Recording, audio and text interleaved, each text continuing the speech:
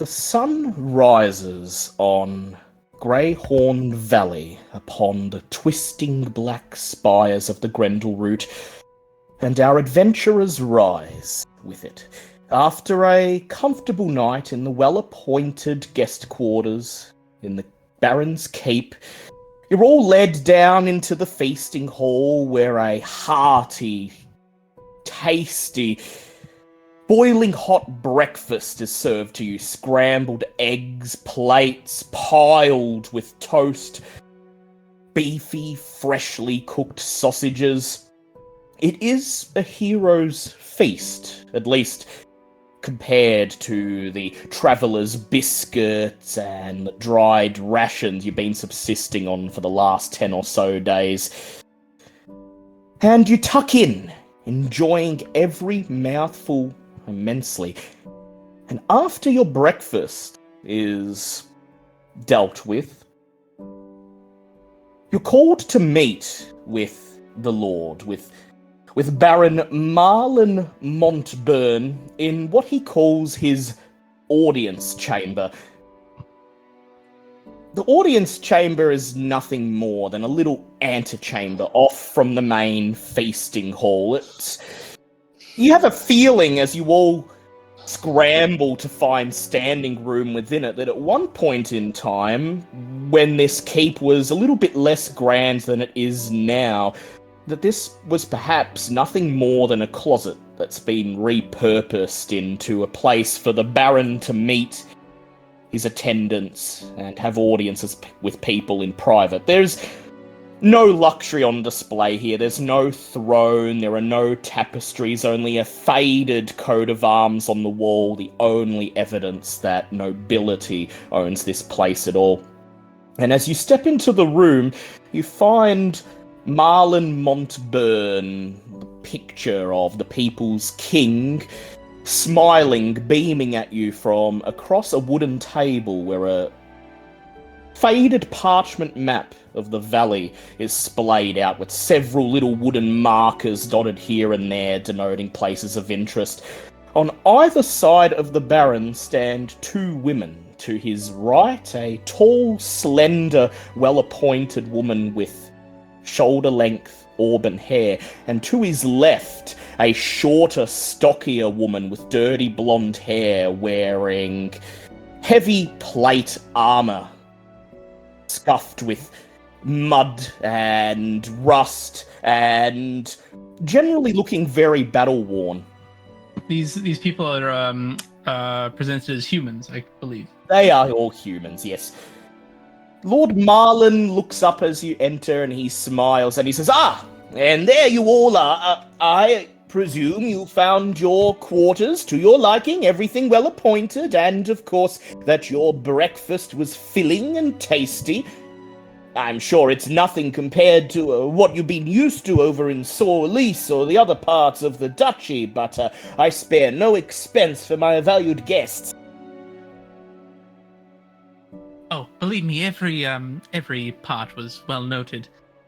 We appreciate it greatly. Capiera says, taking a step into the limited space of the nearest closet-sized room. And she approaches the tapestry, and she's going to take a look over it. I wouldn't be familiar with the figures on either side of the Lord, would I? No, and King, I should say. Seeing your interest in the map laid out on the table, Lord Montburn wastes no time introducing them. Well this here, he points to the woman with red hair on his left. He says, this is my wife, the Lady Alessandra, and this is Chandra Willowmane. She is my retainer, the town sheriff. She's in charge of training the militia and the town guard and generally keeping the peace around here. Both women nod in acknowledgement. And then Lady Alessandra peers over the table at Llewellyn, and with a smile she says, Sir Llewellyn, is it I thank you for restoring function to my husband's hands? He just sort of glances over. He's just been looking at books in the bookshelf or paintings. He's barely aware of what's going on, and he says, "Oh, sure." He's just staring at the tapestry with the Baron's coat of arms on it, and anyone who's gathered would notice that the coat of arms on the wall is faded, much like the one that you can just see poking out under Llewellyn's tabard. My husband is very thankful, says Alexander, as am I.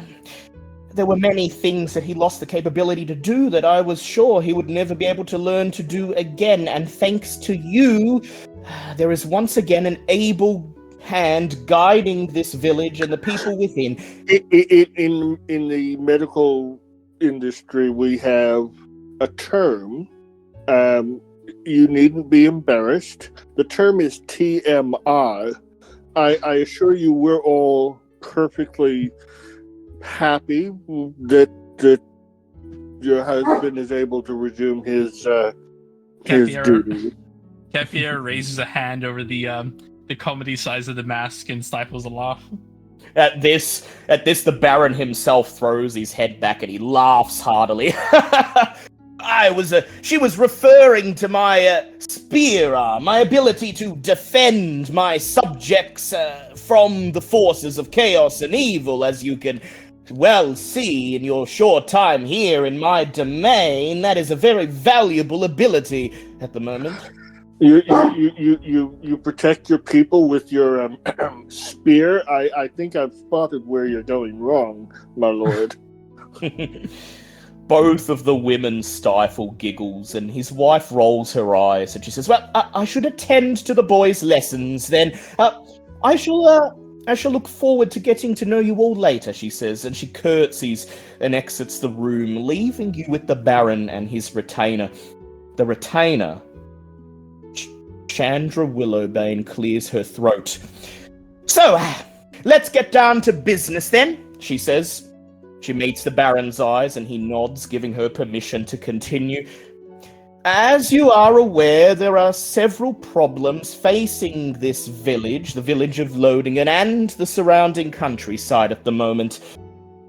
Primarily the bandits, the Black Scarves, who for the last several months have terrorized the outlying farms and all but stifled any trade between the various villages of this valley. And try as hard as I and the Baron might, we simply lack the manpower and the resources to do anything about it.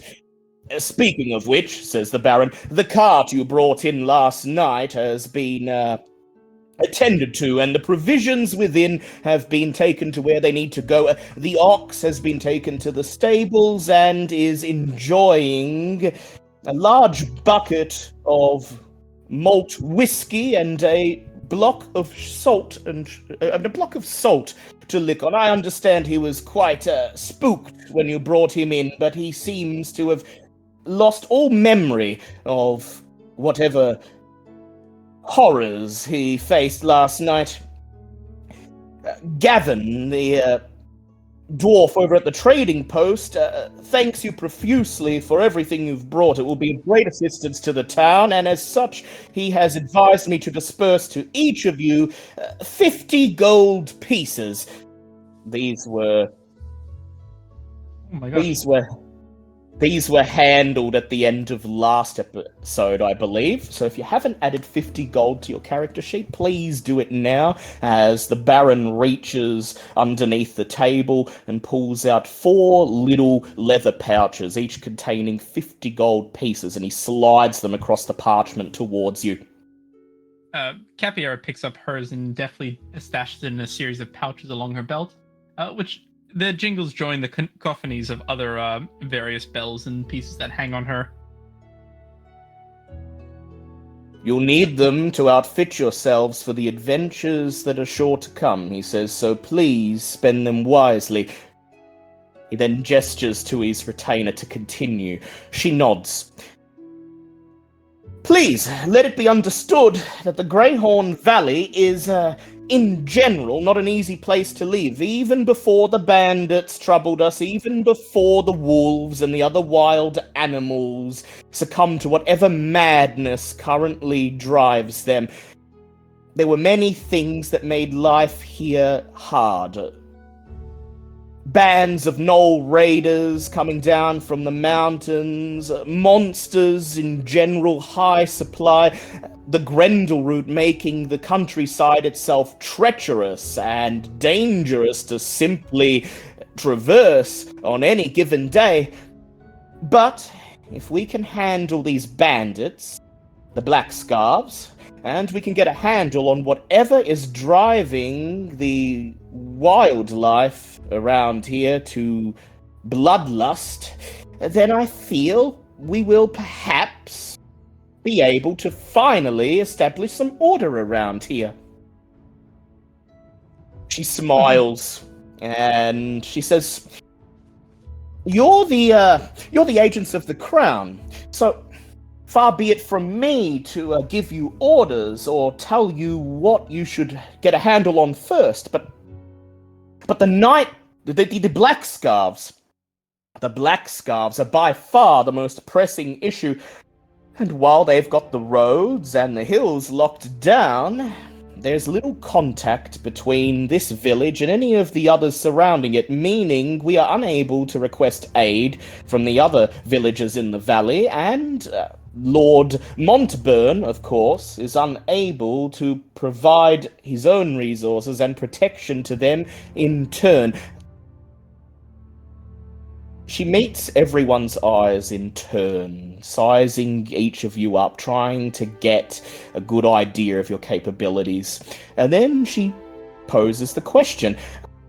I understand you've already encountered the Black Scarves.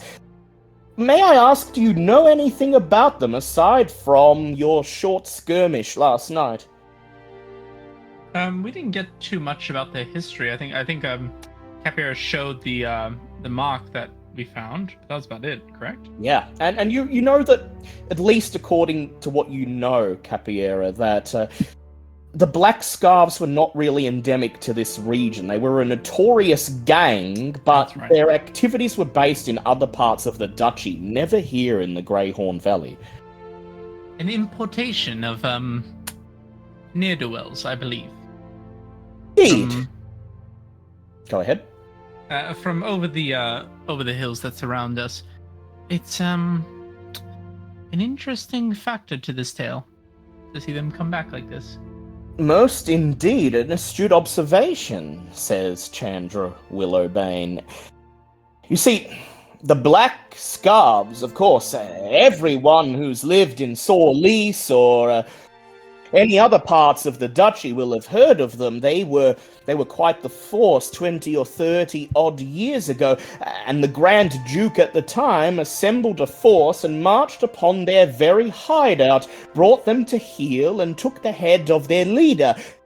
His brother and his right hand fled with the remaining forces into the border regions of the duchy and were never heard from again. Until now, when they've suddenly reappeared here in our valley, sporting the iconography of the Black Scarves. And they've presented themselves as quite an efficient fighting force, and we've been struggling trying to get a handle on them. She motions for you to all to gather round the table and gestures towards the map of Greyhorn Valley. Please, take a look at this. We've been trying to figure out from where they range.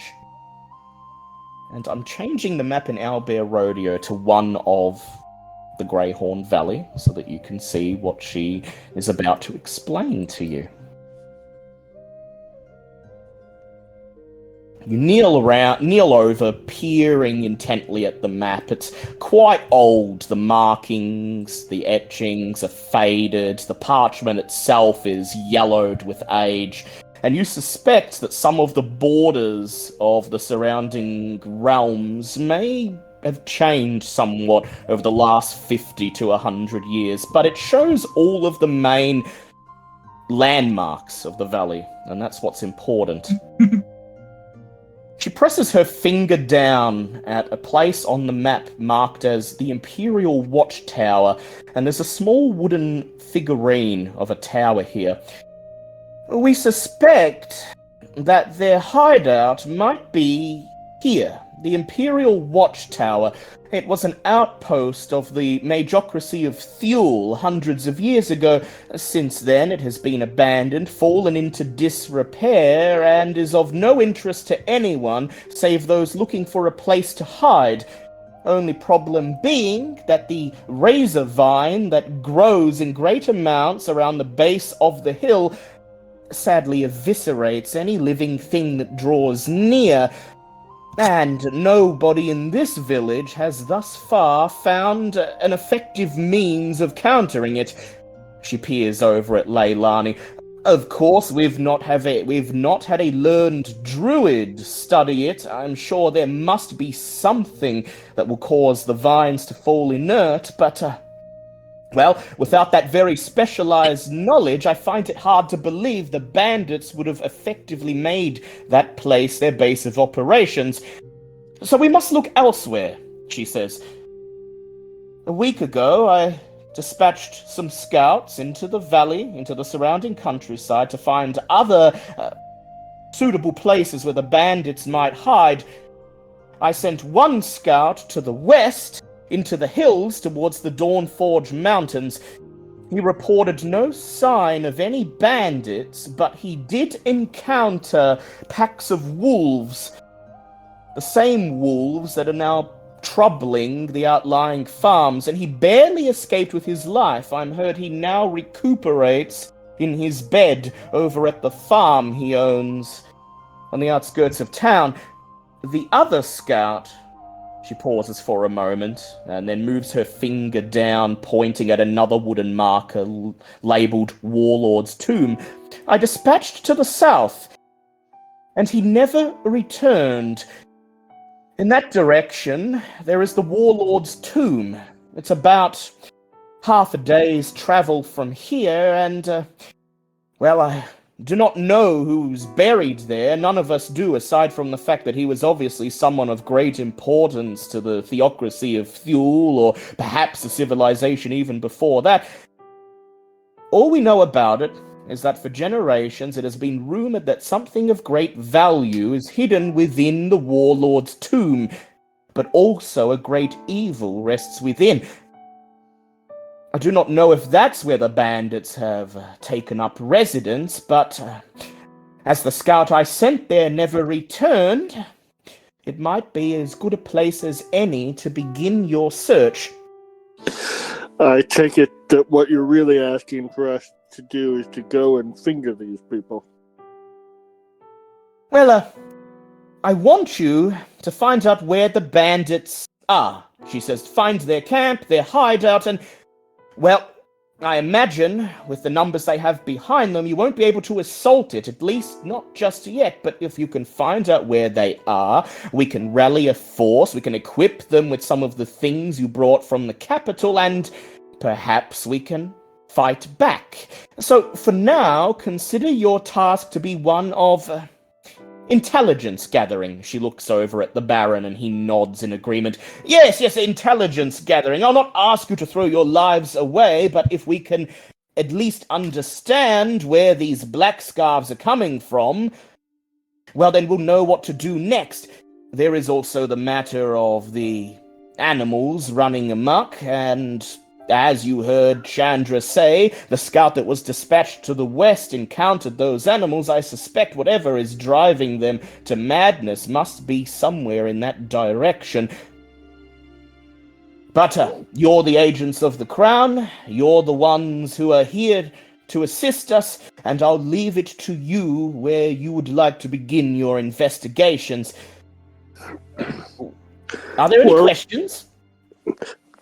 Llewellyn raises a hand and says, I feel I should point out, I'm not actually an agent of the Crown.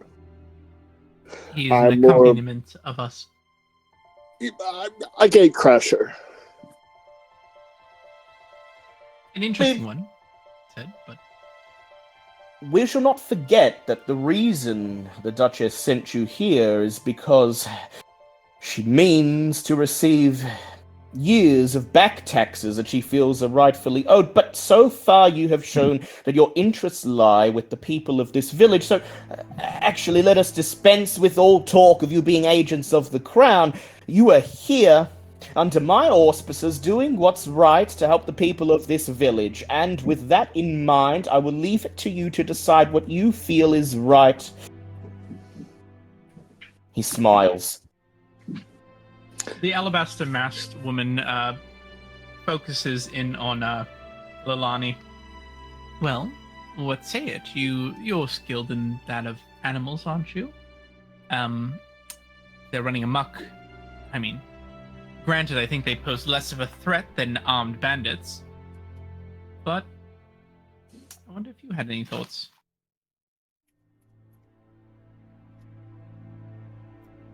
And your knowledge as a druid may be useful for figuring out how to access the Imperial Watchtower, if indeed that is where the bandits hide, says Chandra.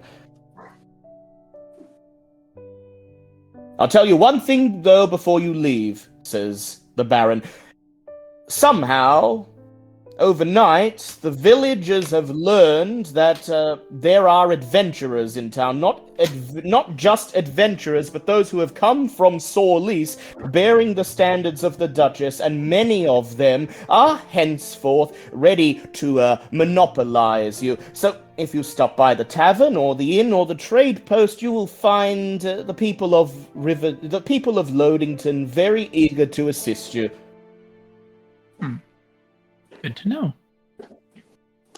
Llewellyn is going to walk up to the Baron. He's completely ignoring the cordon of security, and he's going to offer a fist bump.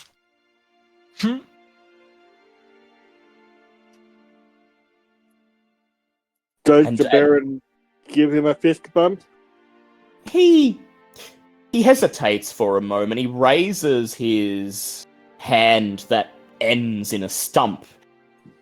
Oh. Then hangs his head, lowers it, raises his other fist instead, and meets yours. He says, well, I think that's got us off on the right foot. Go ahead, Llewellyn. When he does that, he says, you've done well. I reason to be suspicious. You'll have my assistance, at the very least for a short term. And that is all I ask, he says. And that makes us... I will say that means we've got off on the right foot, at least for now. I have things to attend to, lessons for my sons, and general address I must make of the townspeople, and then I must check in to see whether the militia are making use of the new things you brought in. But Chandra will be here to assist you with any questions. I'll leave you to prepare and decide how you would like to begin your investigations. And then Baron Montburn bows graciously and departs from the room. So, says Chandra, any ideas where you'd like to get started? The vault intrigues me, I must admit. Oh, the Dwarven Vault, she says, pointing at the map. Capiera's dragging her finger across the parchment. It's out to the west, past where we saw those wolves. Or where the wolves were spot, I should say. And I wonder as to what protection... Oh, sorry, go on. Is there a reason that we would speak of our plans in front of you or anyone? Can our plans not be just amongst our party? Chandra bows and she says, but of course, I will leave you to prepare as you see fit. Please. No, that's fine. I unless anybody has questions for you, I am just merely suggesting that we be on our way. We don't know who we can trust, and so if we assume that we can't trust anyone, we're not going to be disappointed. Good advice, she says. It's a good way of looking at the world. Take it from someone with my experience. All I will tell you then, in that case, to answer your question, she turns towards Capiera, the Dwarven Vault lies to the west of here, about half a day's travel, same as the Warlord's tomb. But, well, if that's what's causing the animals to be driven to madness, I can't say I can provide anything of help. The Dwarven Vault has been sealed for hundreds of years. It predates the Majocracy of Thule.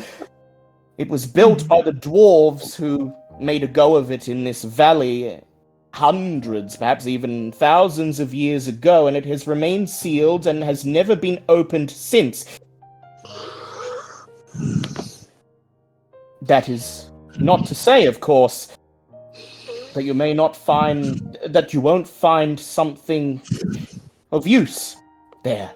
But I will remind you that every day that passes without these bandits or these animals being brought to heel, the more danger this village and the people within it are in. So I will simply ask that you be decisive and try not to dawdle. And with that, fair. She gives you all a curtsy and turns to leave the room. I would have loved to know what the watchtower was. She explained before that the watchtower was, during the time of the Majocracy of Thule, an outpost for the Empire, and it's the most likely place the bandits would be hiding out, were it not for the fact that it's on top of a hill covered in razor vines that... I caught that part, but sorry, I didn't catch the part before. That cut everything that approaches to ribbons, and nobody in the village has found any effective means of rendering them docile. Well, my vote lies with these bandits. They're probably the most direct threat to the people, and I must admit their little yarn they're spinning about coming back as this outside force is intriguing. And of course, one of the scouts, the one that was sent to the south specifically to search for the bandits, the one that was sent to the Warlord's tomb, did not return. Alani, your thoughts? And Bridget as well. Oh, shit. I'm like a bare basics druid, darling. She just wants to get started doing something to make this village and its surrounds a bit safer. You get the impression. Bridget, any idea? No? The bandits may be a direct threat, but they are also the most elusive. That means it will take the longest time to chase them down. I would not be surprised if they are in that watchtower and just found a way to avoid the vines. So your vote lies with the watchtower? It does. Or the bandits, at any rate. I think the missing man may hold more answers. And granted, we won't have to climb through thickets of razorvine. My vote's at the tomb. Llewellyn? I feel like wherever we go, we will undoubtedly learn things. I am half expecting that our arrival, particularly given that we brought supplies and have already struck down a number of bandits, I think that some of the forces that are in operation are going to come after us to remove us. And I think it doesn't really matter where we go. They're going to intercept us before we get there. And we will basically get more intel. That's my hunch. You think that we've made such a good show that they're just going to have to ask for a direct demonstration? I think that one of the things that they are trying to do is psychological warfare. They're trying to suppress this area. And they cannot allow hope. Hope is like a flame in a haystack. It has a habit of catching things on fire and growing dramatically. Much like what we may have to do at the watchtower to get in. Well, Your vote, please. I guess I would like to go looking for the missing man. He may be hurt and in need of help. And that seems to me to be a very simple, clear, concrete thing that we can do.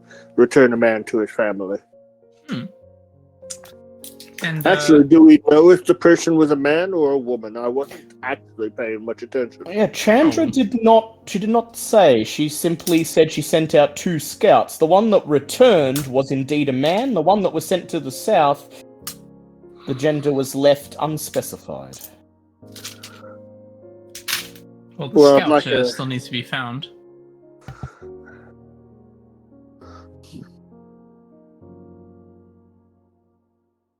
Well, I believe... 2 votes then. Let us make our way to the tomb. And so, you take one last glance at the map, long enough to plot a route from the village down to the Warlord's tomb, and then you gather your gear, make sure everything is in working order, and step out of the Lord's Keep into the bright morning sunlight, and the village of Lodingen spreads out before you. Now, in the broad daylight, you can get a better look at it than you could last night. Now that it's no longer late in the day, now that it's broad daylight, the town seems a lot livelier. It's still not a very large place, and as you make your way through the streets, passing by the buildings and the villages and the markets, and then the market stalls that are lined up in the common square, there's still an air of subdued anticipation. There are people conversing, but not very loud, and everywhere you go, you catch people eyeing you, watching you pass, whispering among themselves. You catch whispered words, snatches of conversation here and there. They say the Duchess herself sent them. The Duchess, what interest could she have in our village? Are they allied with the Lord? Are they adventurers? Are they sellswords? Perhaps they'll be able to do something. Perhaps they'll simply perish. And with that in mind, before you set out for the Warlord's tomb, you have free reign of the town.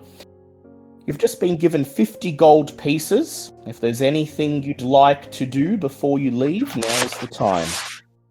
I think getting a few supplies from the trade post would be a good idea. Anyone else agree? In the market for maybe some more armor. Indeed. It's only a short... market for tools. In tools, yeah, definitely. It's only going to be a short journey, but it pays to be prepared. And so you make your way past the town square to Gavin's trade post. A pair of huge black horns protrudes out from above the heavy wooden door of this surprisingly large shop, for a village of this size anyway. A horseshoe, a bundle of rope, and a pickaxe are carved into the sign that hangs overhead. One side of the building features a stable with 12 stalls, presently holding 4 well-worked draft horses and a beautiful white stallion. A small bell rings in the interior of the shop as you step through the door. The inside of the shop is much more cramped than the outside would have you believe. The entirety of the inside space is taken up by rows upon rows of shelves and counters and wooden crates and barrels. There's a middle-aged looking dwarf arranging some bottles on one of the shelves, and as he hears the bell, he lowers the bottle in his hand carefully onto the shelf and looks to greet you. "Ah! Figured I'd be seeing you soon enough," he says. "Heard there was adventurers in town, and I thought you'd be needing to prepare before you set out. I'm Gavin Greybeard, though as you can see, He points at his beard, which is not grey, but instead bright orange. The old family name lost its meaning several generations back. Well, interesting that. Capiera.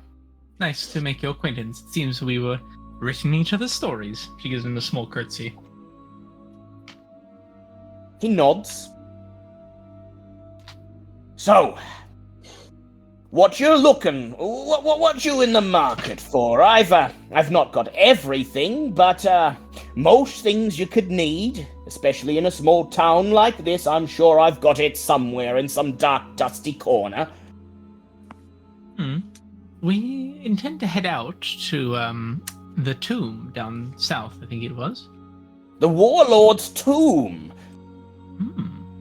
The same. I heard that Madame Willowmane sent one of the scouts that way several days ago, but they didn't return. Am I to understand you're going to be searching? Best to set out soon rather than later. Well, if you're going to mount a search, I would recommend ample rations for the time you're away, camping supplies, tools, rope. He begins to rattle off a list of items. Most of that I'm covered for. Maybe... extra rope never hurts, I don't think. What were you guys looking to get as well, by the way? Well, Llewellyn is going to grab quite a lot of caltrops.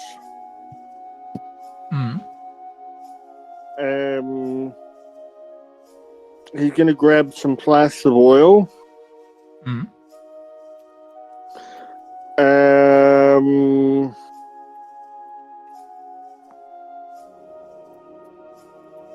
I'll give myself a bullseye lantern. It's always good to have a bit of brightness.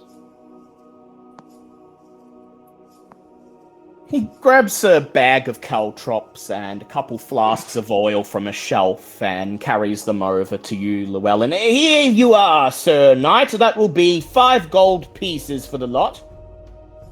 And for you, Lady Capiera, bullseye lantern. He pulls it off the shelf and hands it to you. That will be 10 gold pieces for that particular one. No issue. She pays and the rope there, I could always use some more. Never a bad idea. Of course, you can never have enough rope. I'll sell you. You get a choice of silken or hempen, he says, gesturing towards the coils of rope hung up on a wall. Let me just take a look. How much does the silken cost again? I'll sell you 1 coil, that's 50 feet, for 10 gold pieces, but if you're tight on funds, the hempen is almost as strong, and that will only set you back 1 coin. Go on then, she says, throwing 10 gold onto the counter. It has other uses than just adventuring, but silk is awfully useful. Pulls a coil of bright white rope off the shelf and hands it to you. Made of genuine giant spider silk. Strongest thing you'll find in these parts. You should be able... you could tie this... You could tie one end of this to your hand and the other end to a cart, and I dare say if you tumbled down a cliff, the rope would hold strong and firm. Hopefully it wouldn't come to that. Might yank your arm clean out of its socket, though. Can I also have a healer's kit and that impossibly large box of wrapped chocolates? Healer's kit. Where did I put those? Here. He gets a bundle containing the healer's kit and throws a couple of the pieces of chocolate from the big box in.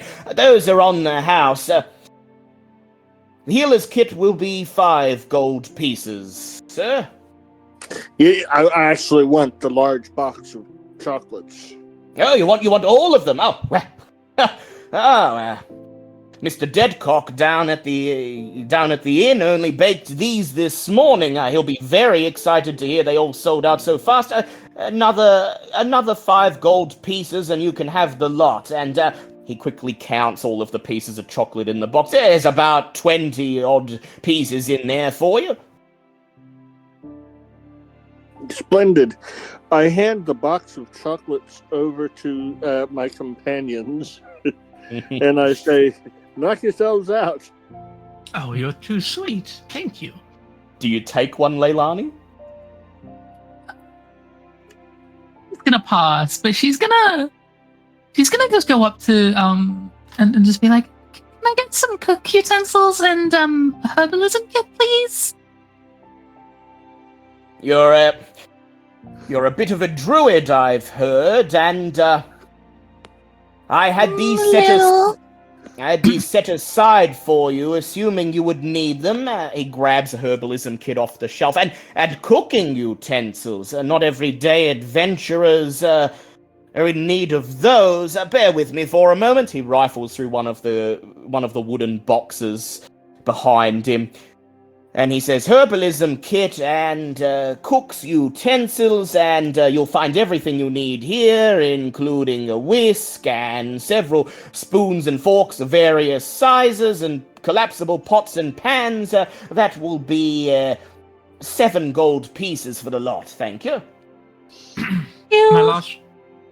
My last request, a pen and some paper, if I may. 5 sheets.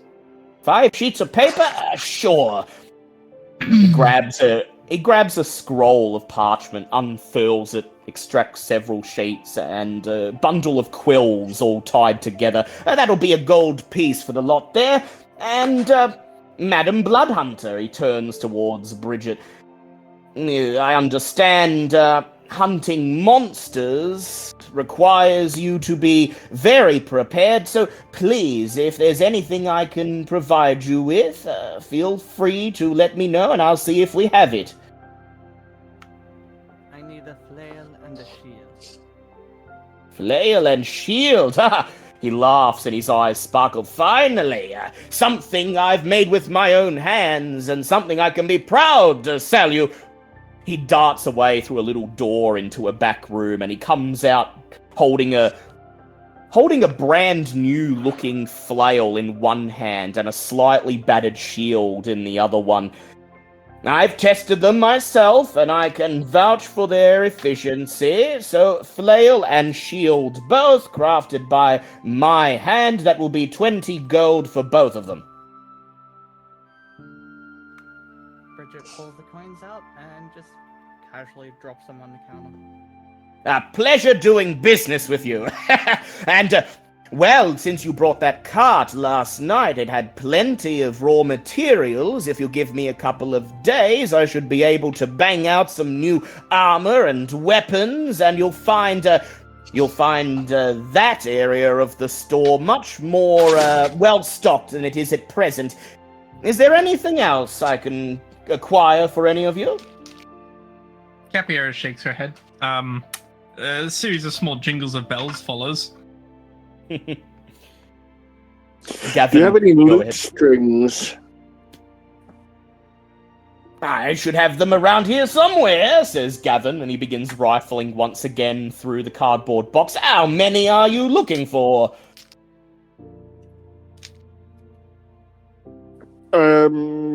Well, mine is a 12-stringed lute, so. No. Do you want? You look at the strings. I can tell you which ones I want. I have some catgut here. He says. He holds out various catgut strings, and it doesn't look like any of them are intended specifically for a lute. It seems like these would serve as violin strings and harp strings, but you think you could get them working with your lute. The length is fine. Yeah, the length is fine. It's just not the same. It's not the same sort of thickness and density as the other strings on the lute. It's not an ideal fit, but it'll work. Well, the only person who will notice will be the bard, and she'll have noticed that I've got metal strings. I've got one that looks like it is actually a piece of string, and I've been improvising. These don't get a lot of business with these, unfortunately. He says, "Here, you may as well take it on the house," and he hands you the string. You'll do much better with proper strings, You'll finally make that thing purr, hopefully. She chuckles to herself. Be known that the greybeard dwarves come from a long and storied musical tradition. But unfortunately, times being what they are, there are very few in this village who would be keen to pick up an instrument and learn to play. So unfortunately, these strings have sat there on that shelf, discarded. Do wipe the dust off before you touch it to your lute. I'm going to slide them over to Capiera, and I'm going to need to rehydrate these, won't I? Yes, no, for at least 6 hours, 12 if you can. Spare water skin would do fine, though you'll have to fish them out later. She says while pulling the strings taut to check them over, see if there's any cracks or pullings in the strings themselves. If there's nothing else, says Gavin, I've got some inventory to attend to. And he... You fucker. Oh.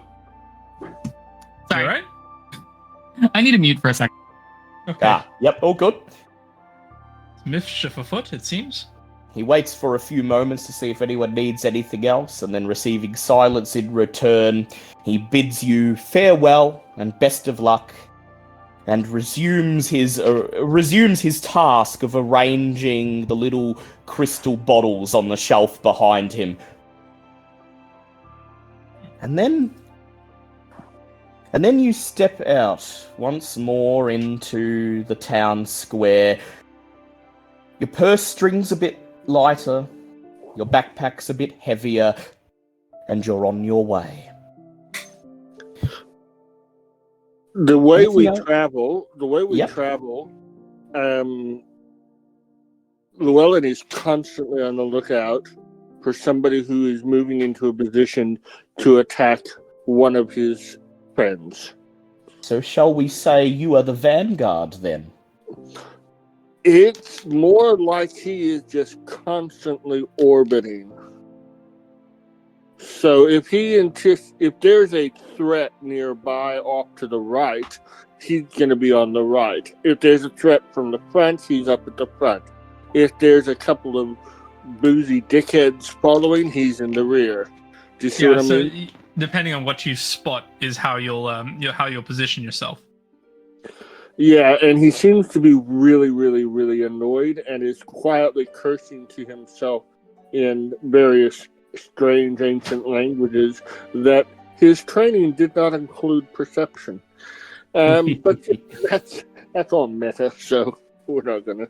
Once you leave the small village of Lodingen, the surrounding countryside is wild, overgrown, treacherous, and although it's only a short journey to the Warlord's tomb, although it should only take you a few hours to get there, you should still appoint someone to help navigate and lead the way. And who would you like that to be? Oh, I think we all know that'd be Leilani, no? Do you agree to take up the mantle of navigator, Druid Leilani? Yeah, Zach Roken. Sorry. Yeah, you know what? She probably would. She'd have a bit of knowledge on survival, at least. Yeah. Sorry. So Girlfriend did a thing and a little shit. That's all right. So I would like Llewellyn to make me a perception check while Leilani goes ahead and makes a survival check for us.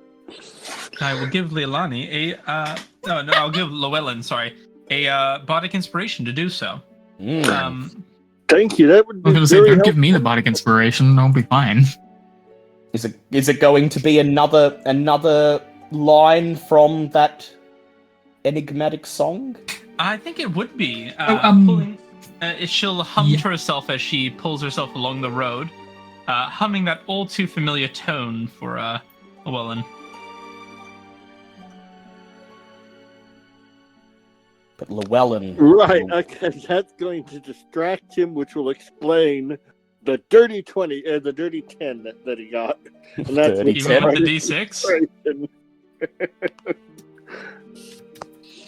That's with the bardic inspiration added, so it's only a 10. Sorry. And how did you do, Leilani, on your survival? Natural 20 plus 5 for a 25. Ooh. Well, the good news is you won't be getting lost. Hills partitioned into fields. Apparently she's good at survival. Yeah, well, I hope she's a druid. Hills partitioned into fields and pastures by fieldstone fences and hedges surround the village. A mile or so outside of the town, however, the cultivated areas give way to unspoiled wilderness. Miles of hills, woods, and grasslands stretch on as far as the eye can see, and the ever-present onyx-black spires of the Grendleroot dot the horizon like great talons reaching up from the earth towards the sky, trying to grab at the heavens above.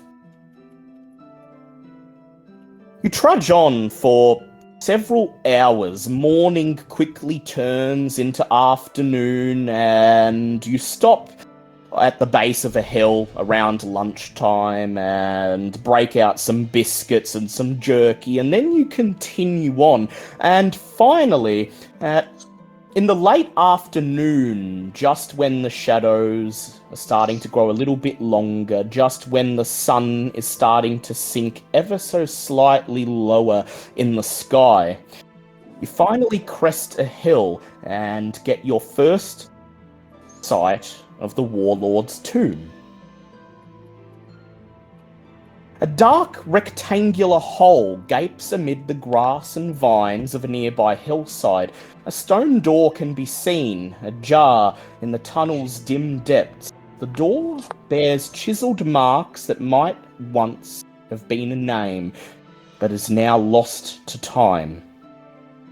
And Llewellyn, with your 10 on your perception, you do not notice any signs of an ambush awaiting you. You're on edge the entire hike from the village to here, scanning the hilltops and the tree lines, and occasionally you catch a flicker of movement. It ends up being a bird or a woodland animal, and when you reach the tomb proper, you find the hills surrounding it surprisingly devoid of life, and the only sign that anyone has been here at all, Llewellyn, is a set of tracks in the mud leading up to the stone door in the cliff face. There are 5 sets of tracks leading into the door, heading into the darkness beyond, but there are only 3 sets of tracks heading back out. Llewellyn looks at all this and says, "You know what I find suspicious about this? It's the way that somebody's taken the time to make a sign and pound it in that has an arrow pointing to the tracks, and then they've written in beautiful calligraphy in about a 50-point font, tracks. That's what I find really suspicious." Because that's about the only way Llewellyn would have seen them, right? Well, you see, he doesn't have perception. Well, the base of the cliff leading up to the Warlord's tomb, it's rained in the last couple of days. The undergrowth is still fairly soggy, and it's only because of that, Llewellyn, that you spot the tracks at all. If another day had passed, they would be gone. But this tells you that somebody has been here fairly recently. 5 people entered the tomb, but only 3 came back out. And the stone door even now still lies ajar, almost beckoning you to step inside. How many bandits did we kill? It was about 4, I think. Well, you killed 3, and the 4th one escaped. You let him go.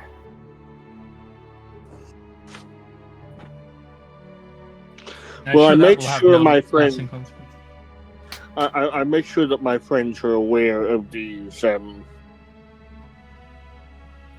tracks. Intriguing. So we may have folks ahead of us.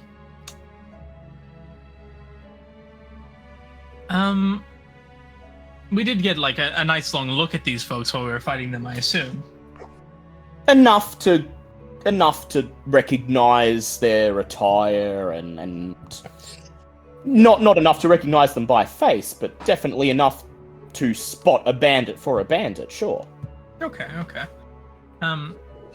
If needed, a bit of subterfuge could come into play. I could pull on my old tricks and bring myself to look like one of them if we need to suss out if they're in there without raising alarm. They did describe that there may be quite some number of them.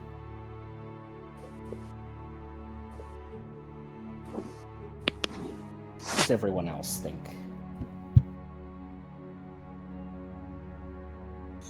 What she's essentially suggesting is to use either the disguise self or her disguise kit to play on that. I Head think inside? they already know we're coming. Yeah, I think I'm going to agree on that one. Well, then the only question that remains is, are they inside the tomb? Or have they simply been and gone already? Only one way to find out. She motions for Llewellyn to lead the way. Yeah, Llewellyn just sort of walks up and look around, pushes open the door. He's got a torch which he lights and straps to the outside of his shoe. Up to the weathered stone door, Llewellyn, and you take a second to light a torch to illuminate the darkness within, and then you push the door that is slightly ajar the rest of the way open. What is your passive perception, Llewellyn? That would be 12. 12. Llewellyn, only because you've lit the torch do you notice, as you move to push the door the rest of the way open, that someone seems to have, quite clumsily in your opinion, strung up a series of tripwires just over the threshold beyond it, and there are pieces of metal and empty glass bottles and other shards dangling from the tripwires. If you pushed the door any further, it would cause them to rattle, signaling to whatever awaits inside that there are definitely intruders approaching. I motion to whoever is next in the queue and point to it. Because if I don't know, set the string on fire or were to try and cut it, that would in fact trigger the sound, wouldn't it? Well, there's about...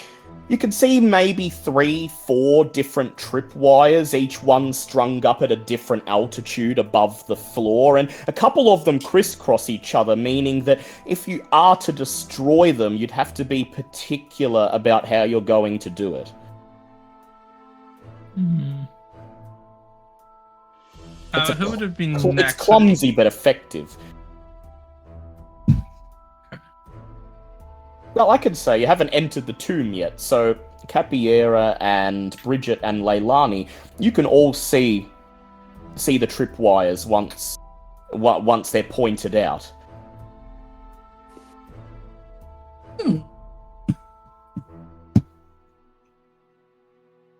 Well, I can't say I have means by magic to assist with this, but I'm not bad with my hands. I could take a shot at that. Anyone else like to have a go as Capiera leans down and gets to work? Leilani's just gonna shake. She's just gonna furiously shake. Ooh. Shake the tripwire, or shake just... No. She's shaking like. Yeah. Anticipating something very bad about to happen, I guess. Yeah, pretty much. Capiera, you don't have thieves' tools on hand, I don't think. I do not. I have sleight of hand and a dagger. I will, if you want to use your dagger to carefully cut the strings, I'll allow you to roll a sleight of hand on that. Sure, get a +4 to those, so we'll see how we go with that. It's a 14, my good sir. 14. At this point, go ahead, Layla. Go ahead, Llewellyn. Note to self: buy scissors. It's not cutting them that's the problem. It's cutting them in the right order, and you're all waiting for the clanging of glass and metal to signal your arrival as Capiera gets to work, but it never comes. She cuts the topmost one first, and then the one at the bottom, and then cuts the two in the middle, and the tripwires drop down harmlessly into the dirt. Like the rigging of a good light show, it's fairly simple. But still, she gives a small bow to a small crowd. Shall we? Llewellyn steps forwards once more and braces the door, and with a loud sound of scraping stone, pushes it open to admit the rest of you into the tomb. Illuminated by the light of Llewellyn's torch, you see on the other side of the door a narrow stone hallway that seems to descend into the hill itself. A staircase that heads right down into the earth, and the stone walls and the roof are featureless grey. The only decoration, patches of moss and algae, and the occasional scratch mark or scuff mark on the stonework. Llewellyn leads you all carefully down the stairs, and you slowly make your way down the narrow stone corridor, your hands on your weapons, ready for any sign of trouble. There's no sign of any bandits or anything else. You round a corner at the bottom and come face to face with another stone door. This one tightly shut. You can make out some faded etchings in the stonework, lettering, words of some kind, but they're so faded that it would take a fair bit of work to try to decipher them. The door itself seems to have no handle or lever or hole or any means of opening it and getting to the room beyond.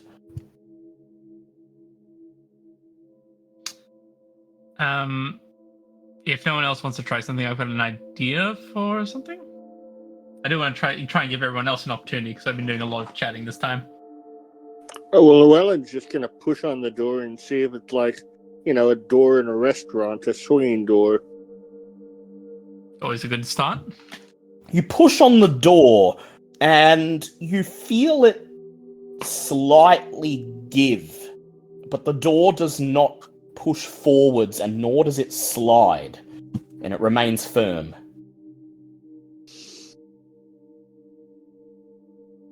What is that thing behind us? Behind Llewellyn you? is going to go and look at it. Mm. Is it a torch sconce? It is. There is an iron torch sconce hanging out of the wall. It's worn down with age. It's sort of half detached from the wall, hanging down at an angle. Ah, thanks, Toxie. I will save this token so I know to use it next time. Can Llewellyn put a torch in it and then see if it moves and act as a doorknob? You lower your torch into the sconce, and as soon as you lower the torch into it, You hear the sound of rumbling, scraping stone, and you whirl around just in time to see the stone door descending into the stonework. Well done, sir. You knew this innately? Did you study stonemasonry? What was your tell?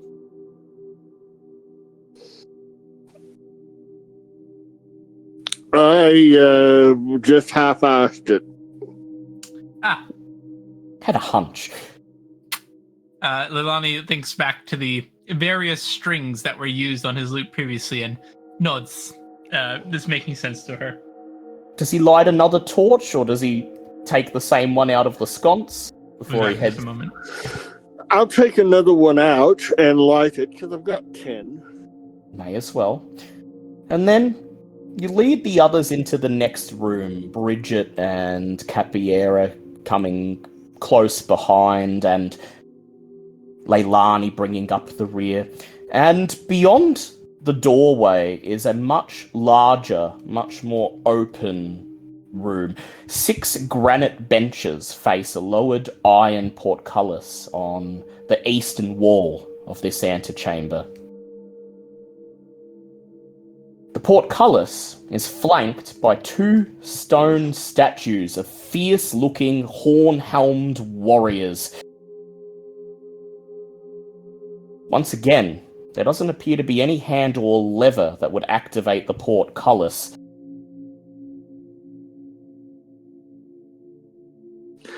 Now, can I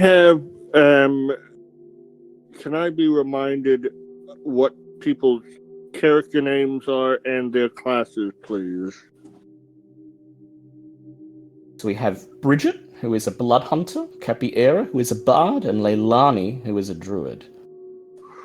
Right. And, okay, so, Bridget, have we ascertained if we have shared languages or not? As a group, I can't remember. No, I don't think we have. Llewellyn's gonna pull out a torch and light it and holler, well, it's sort of like a stage whisper to Bridget, Bridget. And he's going to just do a flick toss of the torch over to Bridget. Bridget, would you like to try and roll me a dex check to catch it? As he is flinging it 20 feet across the room.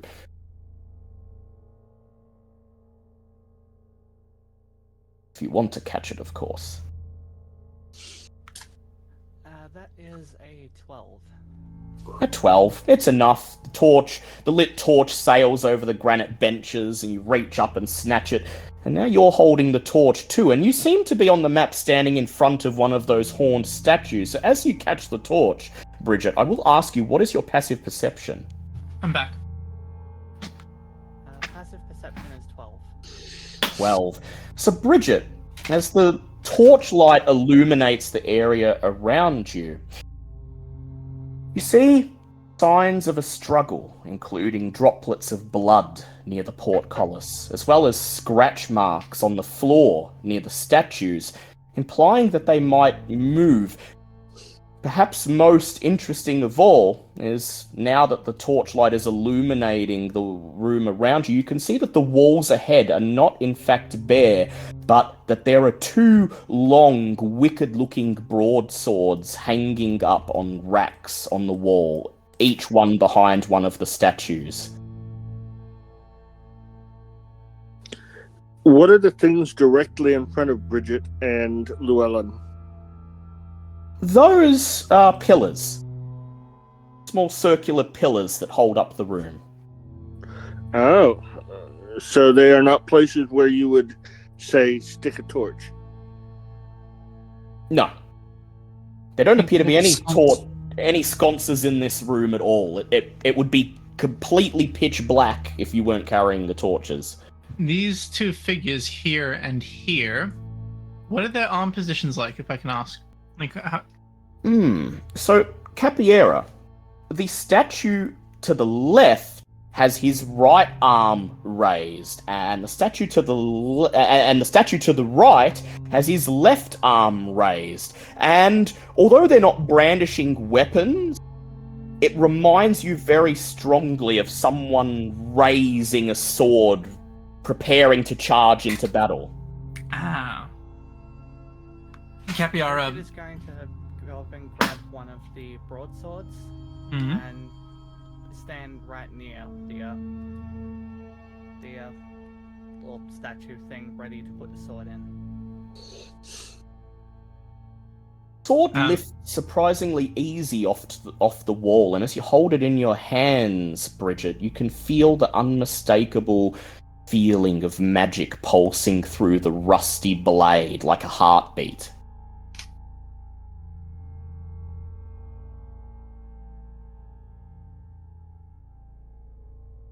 Llewellyn looks at Bridget and gestures over to the two swords near him, and he just says, "Should I grab those?" Well, there's one sword for each statue, so the one in front of you. Oh. Well, I say to Bridget, "Should I grab that?" Yes, I think it would be best that we both place the sword in at the same time. Yep, he walks over, grabs the broadsword. Once again, it lifts surprisingly easy off the rack on the wall, and just like Bridget, you feel that static electricity-like feeling, that magic pulsing through the blade. You take up your position in front of the statue ahead of you, as Bridget does as well. And then you meet each other's gaze, and on the count of 3. 1, 2, 3. You lower the swords into the grasped hands of the statues, and they fit perfectly. And as soon as the hilt drops into the hands, you hear a loud click. But the portcullis does not open.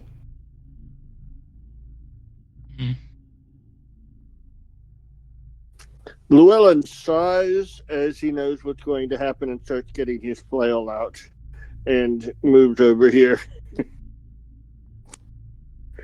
getting ready to go back to back. Back to back. Capiera looks quizzically at her companion.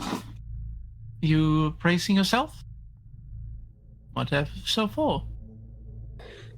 Have the statues. Now. Llewellyn? I see your point, and she will move to draw her rapier and take a step towards Llewellyn. Step towards Llewellyn. And Leilani, what are you doing? Walk up to. I'm just gonna walk up to Bridget, and I'm gonna just stand next to her, holding a flame in my hand. Yeah. So you brace yourselves, your weapons drawn. But the statues do not move. The swords are there in their hands. And the blades seem to be glowing ever so slightly in the torchlight, but the statues themselves do not move. However, as you're all standing up in front of the statues now, I'll say you can all see those scuff marks around the base of the statues, suggesting that they do in fact move. And the scuff marks around the base there, they're showing that they maybe have swapped places recently, if I had to guess. You can make an investigation check if you like. Sure. Investigation, +4 on those. Which will be a 10. 10. Yeah. There's a set of drag marks, faint in the stonework between the statues, suggesting that the statues have been pushed from their original positions. Oh, well... And with that 10, I will also ask you, do you speak, by any chance, Draconic? I do not. I speak Common, Elvish, and Halfling. I do. Leilani. As Capiera points out the drag marks on the floor, your attention is drawn to a series of minuscule little etchings along the base of the portcullis. Draconic lettering, quite archaic by the looks of it, but you can understand it. It simply reads, "An honourable duel is the way forward." Oh, there's words here. They say, an honourable duel is to move forward. Well, I guess we gotta beat the shit out of these things? Well, I think our duelists stand armed now, don't they?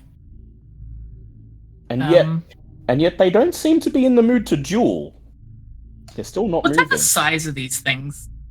These statues, I'd say they're each about life-size statues of warriors. About Like average size height of a for a medium human. creature? Yeah, about the size of a medium creature. Bridget. Okay, cool. Can I take out my manacles and put them around the hands of one of the statues? Yeah, you sure can. Oh, look at you. Thinking. Put my manacles over.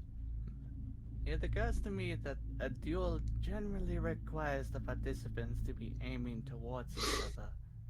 These my two thought. statues are not. My thoughts exactly. Would you and Llewellyn care to assist our friends here? What do you think, Llewellyn? Do you agree? Well, I think honorable will mean one-on-one.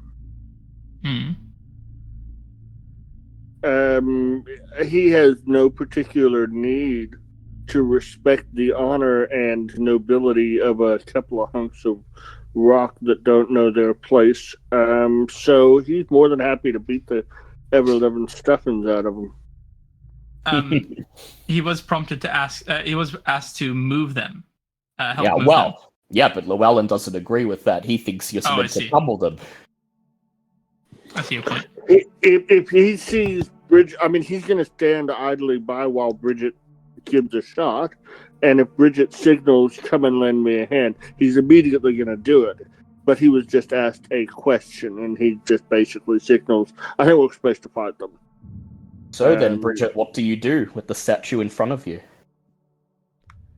She's going to try and turn the statue so it faces downwards on the map. Yeah. You grip the sides of the statue, and I'd like you to make a strength check, please. You may athletics if you have proficiency.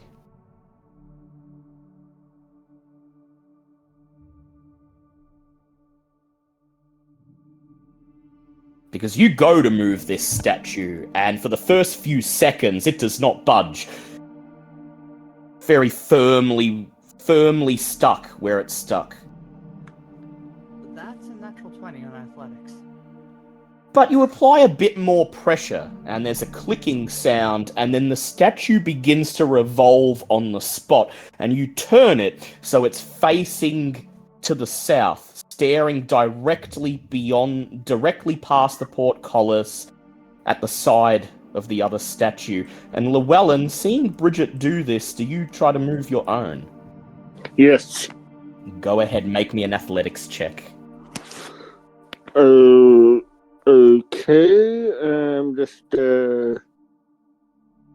Oh, okay. I get to add 5 to that. I'll use owlbear. I'll try and start remembering to use owlbear. It can be a fickle mistress.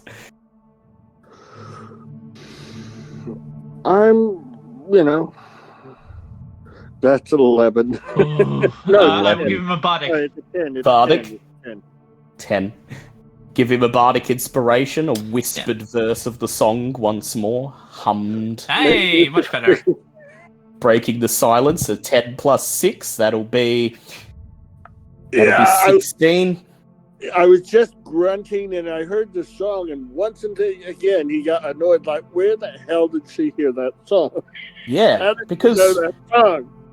Because you wrote this song as a boy under the tutelage of your grandfather, and every time she hums it, It kind of awakens grates. something in you. It grates, and And so you place your hands on the shoulders of the statue and you grit your teeth and you pull, and there's a click, and then the statue within a few seconds is facing the other one. And as soon as the two statues are facing each other, there's another third click, louder than the ones you've heard before. The portcullis ahead begins to slowly rise off the floor, filling the tiny chamber with a metallic clattering sound, and as it rises, the two rusted blades grasped in the statue's hands begin to pulse with magical energy glowing bright blue, and then they rise, ascending from the outreached hands of the statues and taking on a life of their own. Well, one of them does. The other one, the one that's held by the northern statue, finds itself held back by Leilani's shackles, and it struggles and shakes and tries to pull itself free of the chains, and we'll see if it'll be able to do that. But please, everyone, roll initiative. Good thinking. Those manacles. This is like, I have shackles. Or manacles. 12. Ooh. No, you think that's a 17. 12, but that's actually an 11. An 11. An 11, unfortunately. 17. 17 for Leilani. 21 for Bridget. How about you, Katia? I got a 10, unfortunately, even with my +4. 21. Bridget, you are ready, and as soon as you see that sword jiggle, as soon as you see the chains pull it back, your weapon is in your hand, and you're in your fighting stance. What would you like to do? I'm immediately just going to make an attack on the flying sword. Yeah, the one that's held by Leilani's chains? Go ahead, roll with advantage. It is restrained.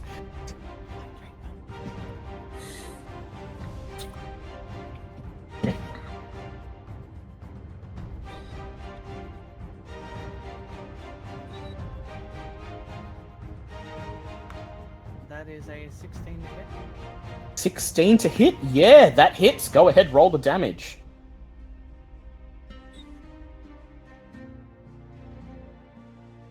That is 5 damage. 5 damage. You slam your weapon as hard as you can into the magic sword blade, and it shudders from the impact but remains firm, still straining against the manacles to fly at you. Is there anything else you'd like to do?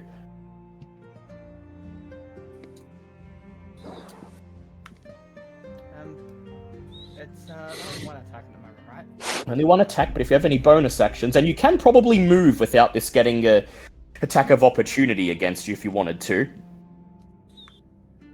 Bridget is going to shift just over up this way, just sort of positioning right in front of Leilani. Just step out from the front of the statue, giving anyone who wants a line of sight at the target to have it.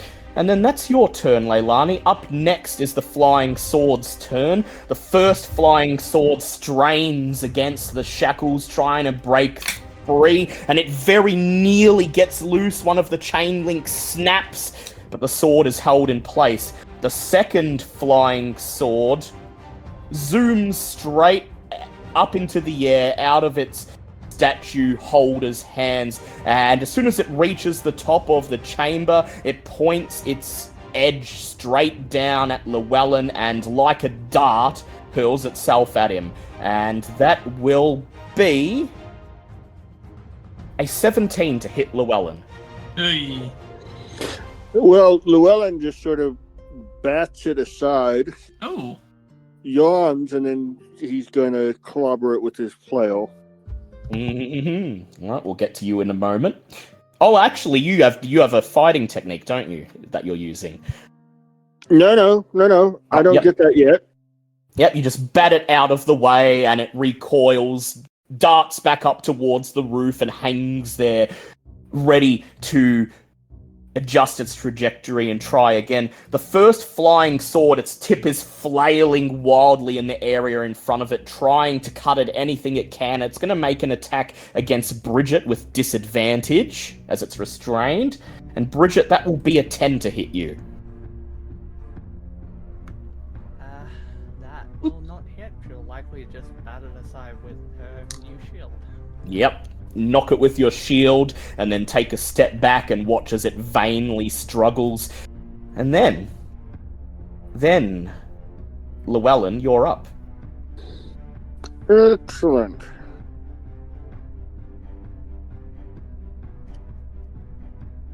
I did not roll very well. I got a 13.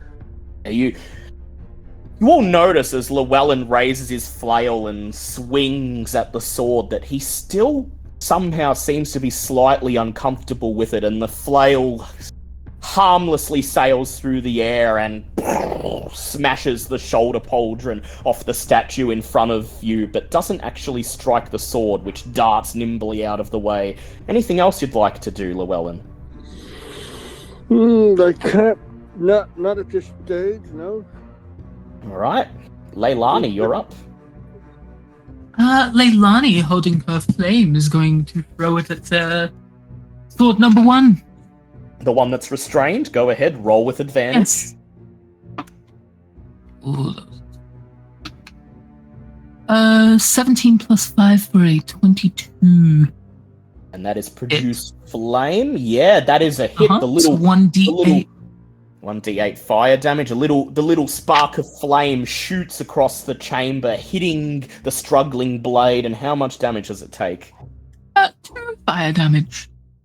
Better than nothing. The metal glows for a few seconds from the heat and then returns to its previous color as the blade still struggles with all its might against the shackles. Anything else you'd like to do, Leilani? I think I'm good, actually. Yeah? Oh, 10 damage. Alright, and you're up, Capiera. Alrighty. Capiera, I think, would dance to the side of her friend Llewellyn and is going to take a slash at the flying sword. On guard, she says as she raises her rapier. It meets your on guard with one of its own, rights itself, and prepares to parry your strike. How do you go? I got a 10 to hit, unfortunately. 10 to hit. The flying sword deftly ting, parries your rapier and then darts away before you can strike again. Anything else you'd like to do, Capiera? I believe that is my... second. Is the rapier a light? No. Okay, that is my turn. Thank you. Rapier is, it is a light weapon, yes. Oh, I thought it was finesse, not light. Actually, yeah, I think you're right. I use it for dual wielding in the games I'm in, but yeah, no, it's finesse, it's not light, so... Oh, good. Alright. Then that is my turn. We go to the next round. Bridget, you're up. Pretty much the same as before. Same as before. There are scorch marks on the blade now from the produced flame, and it's struggling a little bit more weakly against the chains. How do you go? Roll with advantage.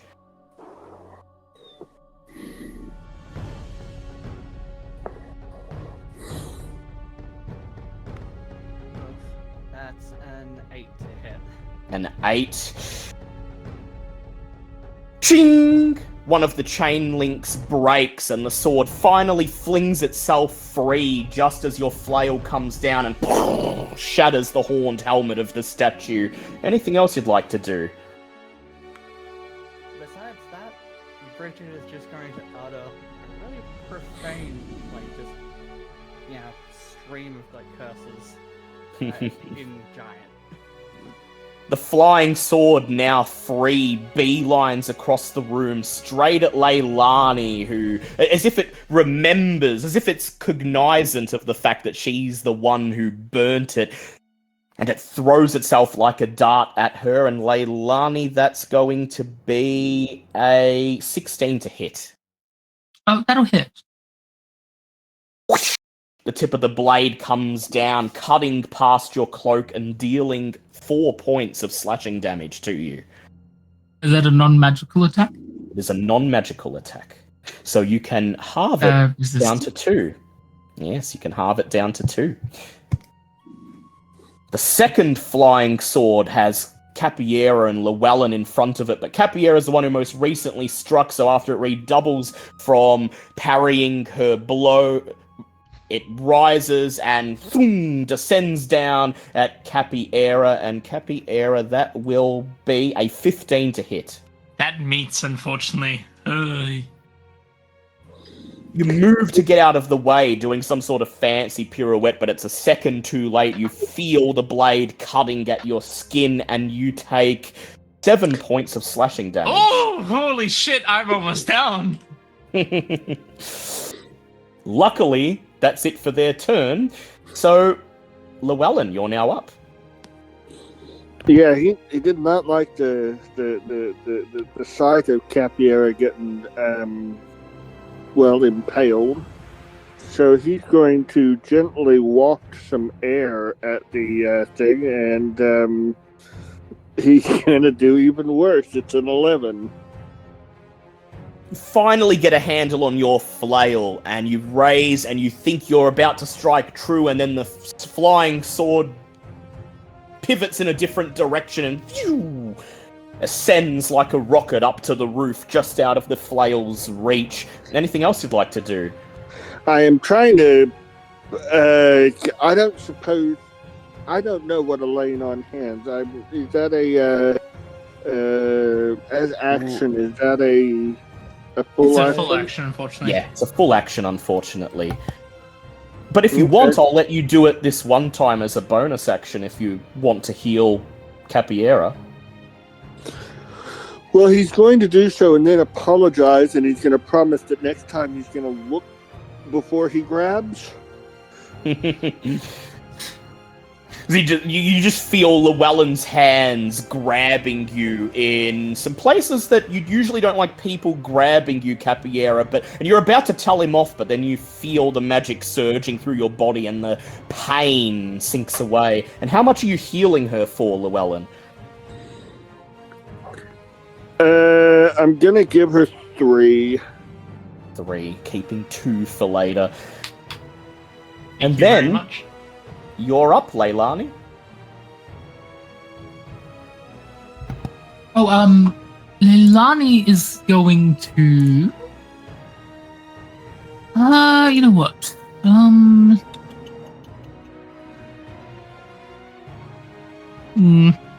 Yeah, she's gonna do another produce flame and throw it at it.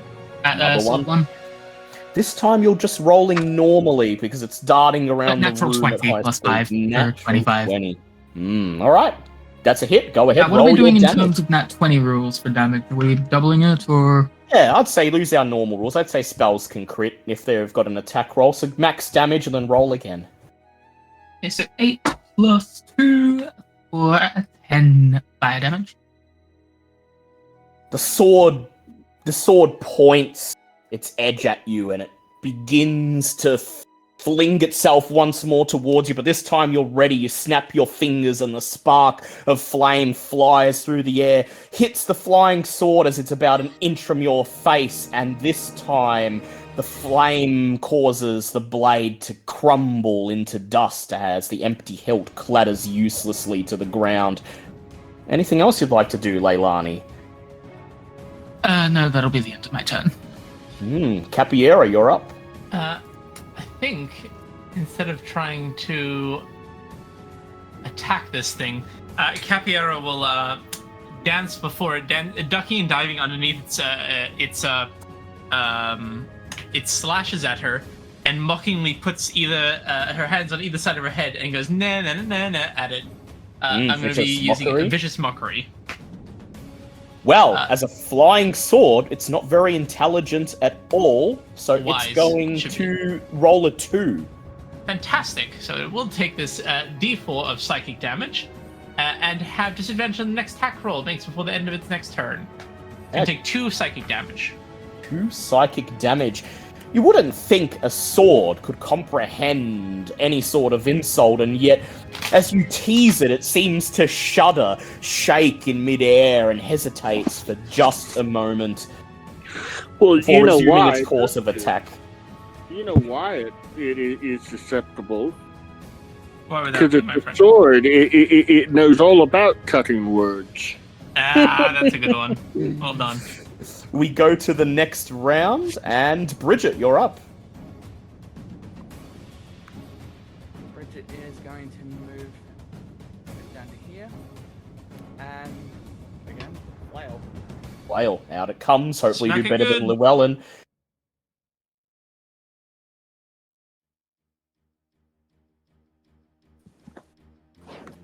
That is a 22 to hit. Oh yeah. god. You two are going crazy Clang! tonight. The flail strikes the flying sword as it shudders from the insult, and how much damage is it going to deal?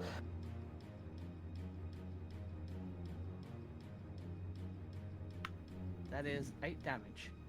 8 damage. Very, very nice indeed. Some tough ass swords. The flying sword flitters across the room from the impact of your blow, but it quickly rights itself and then it zooms down towards you, Bridget, for an attack, and it will be rolling with disadvantage thanks to the vicious mockery. And you're lucky because it was a 19 that goes down to a 13. Thank goodness. She is only just gonna like step out of the way of that. Yeah, just misses it by half an inch as the sword cuts the air where she was a fraction of a second ago. And now, Llewellyn, you're up. Woohoo! 17. Yeah, you step up behind the sword, raise your own flail, and clang! It slams into the blade. How much damage does it do? that would be 4. 4 points of damage. 4 points of damage is enough as the flail hits the blade, it snaps in two, and the hilt clatters uselessly to the stone floor.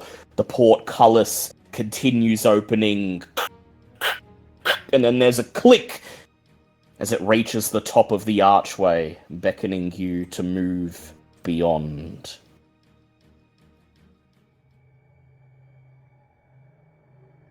Well handled, all. Your performance was exemplary. My footwork needs some, work, but still, good stuff. Is Llewellyn still leading the way? Just Torch wants to in make hand. sure that everybody, casting an eye on everybody. Now, how badly hurt are various people? I'm above half HP. I'm above half HP. And Leilani, I believe you took 2 only in that fight. And Bridget and Llewellyn are unharmed. Aren't they lucky? Well, here's the thing. You can only receive the benefit of a first aid kit once per long rest. So I'm going to really need you guys to tell me when you're going to call for that. I have 27 uses of healing kits, and you will get quite a lot of hit points from me using healing kit on you. So let me know at any time that you want healing, and I'll just heal you. What say Thank you very you? much, will do. What say you, Leilani? You see Llewellyn casting a worrisome eye over the group, and there's a cut on your shoulder where the sword got. You've only taken 2 points of damage, but would you like healing?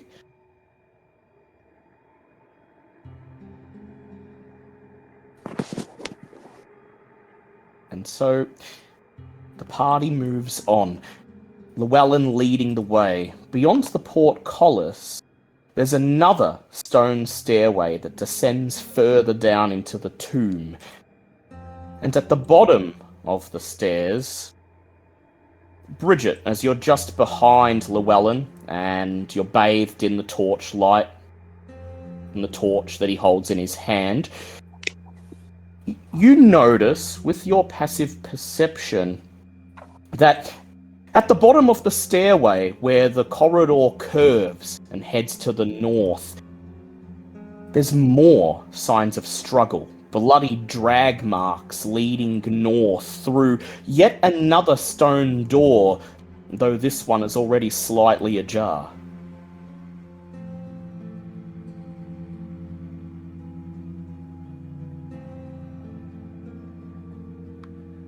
Bridget is going to point all of this out to everyone.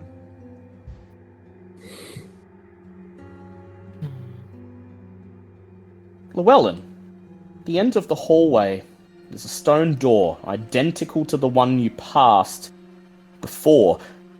This one, however, is ajar slightly, and in the sconce behind you, a burnt-out torch is already sitting in place. Bridget points out the drag marks and the dried blood on the stonework, and you all instantly get a sense that something terrible waits just ahead. What shocking twist lays in wait?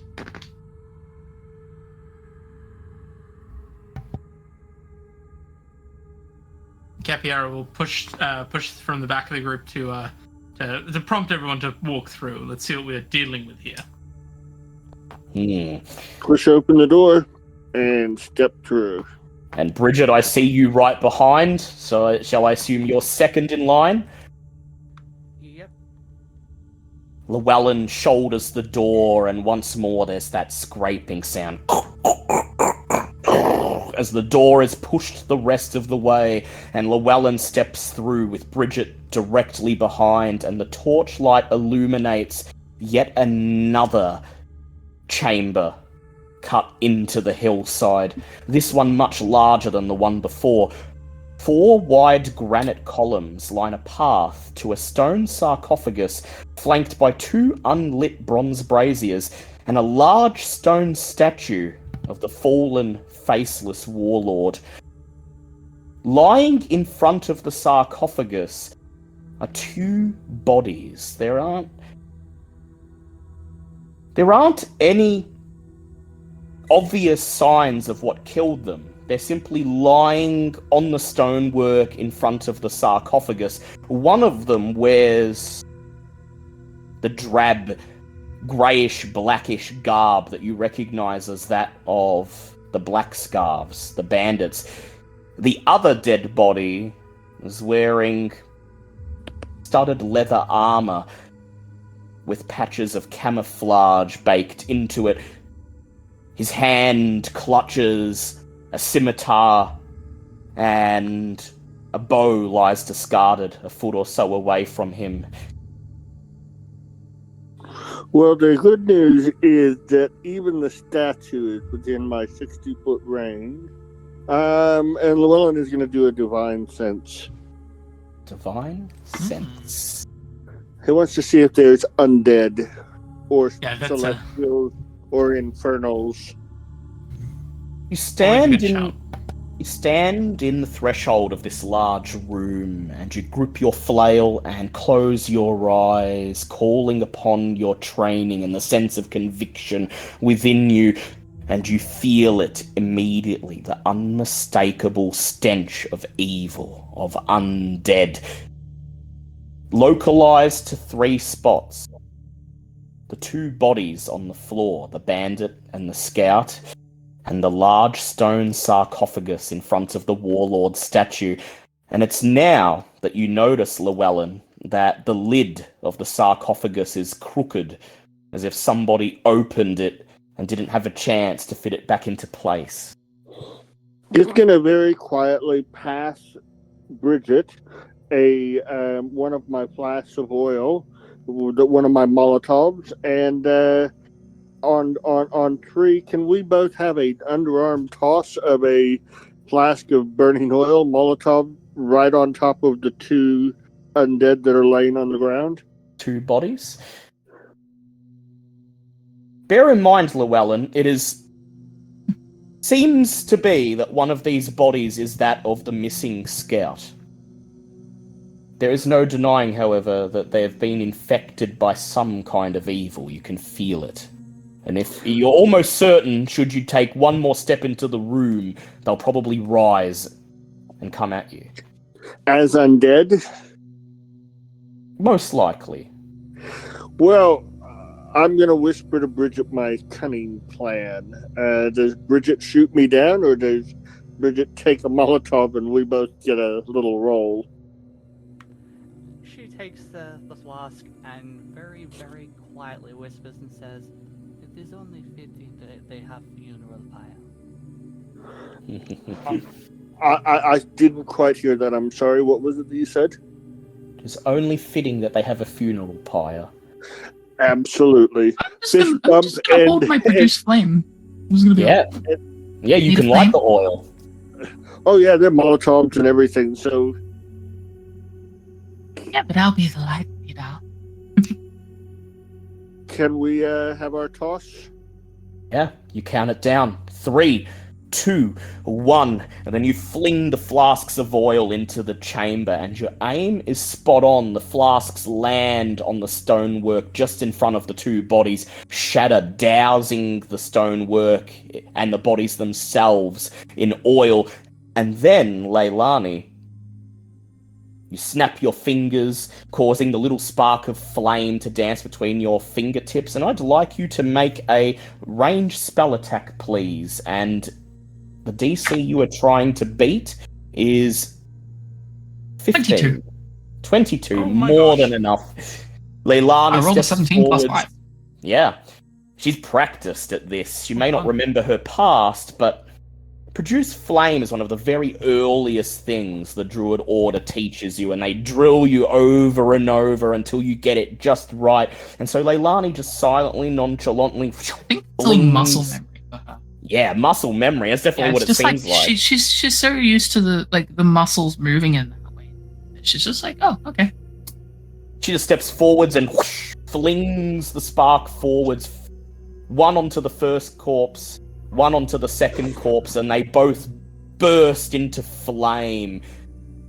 The orange flame light illuminates the room fully, dancing off the pillars and the sarcophagus and the statue, shadows dancing on the walls. And as the two bodies in front of you begin to burn, the sarcophagus rattles, and a tall, slender figure, deep black, with no face at all, rises silently from within, hovers in the air,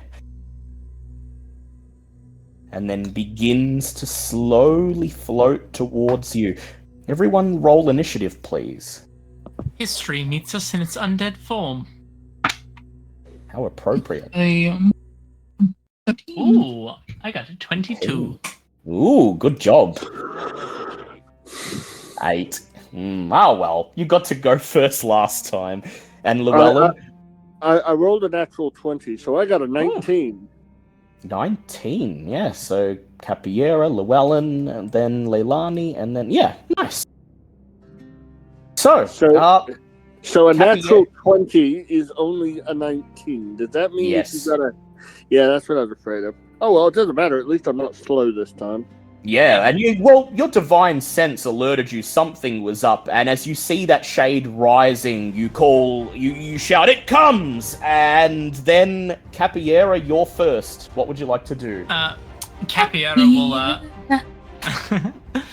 Capiera will raise a hand and with a whisper into her fingers as she throws the insult out as a rippling of the weave towards the shade in a vicious mockery. Wisdom save 14, please. And it rolls a 13. Ah, fantastic. So it will have disadvantage on the next attack, and it will take 2 points of psychic damage. How do you insult it, though? Nobody remembers your name. Yeah. Your memory is forgotten, and your tomb is as trashy as your dressings. It makes Excuse me, no... Are you one of the janitorial staff? You were one of the big... You just wasn't a general of the old Empire. You were just one of the janitorial staff that cleaned up after the real big shots. The Shade makes no outward signs that it's even heard your words, and it continues floating ominously towards you, hovering close to the ceiling. But you think you see it flicker. I'm Like sure a there's mote some like- ripple in the psychic connection that's made. Like a mote of darkness, of smoke. Incorporeal, insubstantial. for just a moment. Anything else you'd like to do, Capiera? I believe that is my turn. Thank you. The two bodies continue to burn, and had they not been burned, they would have risen as zombies. Instead, a great ear-splitting scream echoes through the chamber, and two brightly glowing, transparent figures rise from the crumbling remains. As the Shade raises its hand, ordering its minions to rise. And then the two shrouds float across the room, making a beeline towards those in the doorway. And shroud number 1, its hands outreached, dives towards Llewellyn. And that will be, Llewellyn, an 18 to hit. You're a bastard. Let me count the ways. It wraps its fingers around one of your arms, and you feel something cold, something deathly cold touch your skin. You pull yourself away. Mother! Before it can take more of your life energy. And you take 4 points of necrotic damage and have disadvantage on your next weapon attack, Llewellyn. Shroud 2, seeing that its counterpart has made some headway, beelines towards Bridget, its hands outreached, making for her neck. And Bridget, that will be a 14. You duck as the shroud sails overhead and prepare to strike back. And then, Llewellyn, you are up. Well, he's gonna mutter to everyone, I hope somebody has a plan, a better plan than mine, because my plan is to basically wave a stick at a ghost. And he's going to wave a stick at this Shade thing. Right, the shroud right in front of you, or you're going to run into the room and take the big Shade. And remember, you're rolling with disadvantage on this one. Well, my first roll was a 17. And my second was a 13 plus 5. That's an 18 total. That's a hit. Go ahead, roll the damage.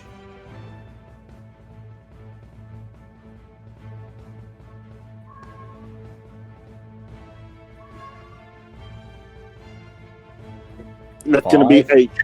8 points of damage. It takes a moment to get a bead on the shroud as it flits around the room, but then finally you think you've got it. You raise your flail and strike, and it hits the shroud as if it were a physical object. The impact sending it flying backwards across the room. Anything else you'd like to do, Llewellyn? I maintain my position with Bridget. I'm part of her defense, so... Yeah. And then, Leilani, you're up. Leilani is actually going to cast the spell Fairy Fire. Fairy Fire, very nice. On where is she going to cast it? She's going to do right there. Right in the middle of the room. Shrouds. As pearlescent dancing lights fill the room, the shrouds seem to be larger, less incorporeal than they were before, as the lights mark them, highlight them. And then anything else you'd like to do, Leilani? I do believe they've got to make a dex save. They do have to make... Yes, they do have to make a dex save, and both of them fail, and are instantly illuminated in the fairy fire. Yeah, I think the fairy fire is red as well. And, yeah, she's just going to hold that there. Hold that there, and let the others press the attack. Capiera, she's you're probably going to up. yell to Bridget, like, Bridget, down! Down! Alrighty. And then, actually, no, not you, Capiera, sorry, Bridget. Pardon me. But you'll be next. Actually didn't hear what was called out there. I just like that now. He said, Leilani would say, Bridget, hit them now!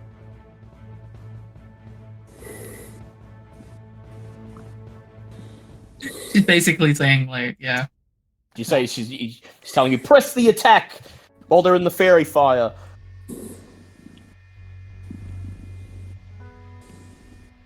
So what would you like to do, Bridget? Only thing she can do. Raise her Really flail? hard.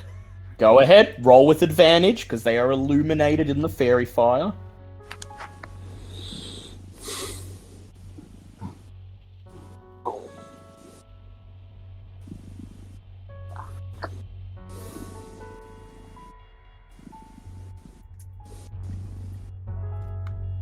That is a 9 to hit. That is a 9 that will hit, because they're very threadbare, and despite the fact that they're wearing the clothing that they wore in life, they don't seem to be anything other than incorporeal motes of light. And so you step forwards, seeing the shroud in front of you illuminated in the fairy fire, and you strike it, the flail hits it, the impact sends it reeling, and how much damage are we looking at? That is 10 damage. Very nice. The flail hits the shroud and seems to bisect it, and it dissolves into a mote of smoke and disappears. Well done. And Fantastic. then, anything else you'd like to do, Bridget? Bridget is going to... Okay, fairy fire, does it affect anyone who walks into it? It will, but but you still get to make a dex save against it. And also, Leilani can drop the spell if she needs to.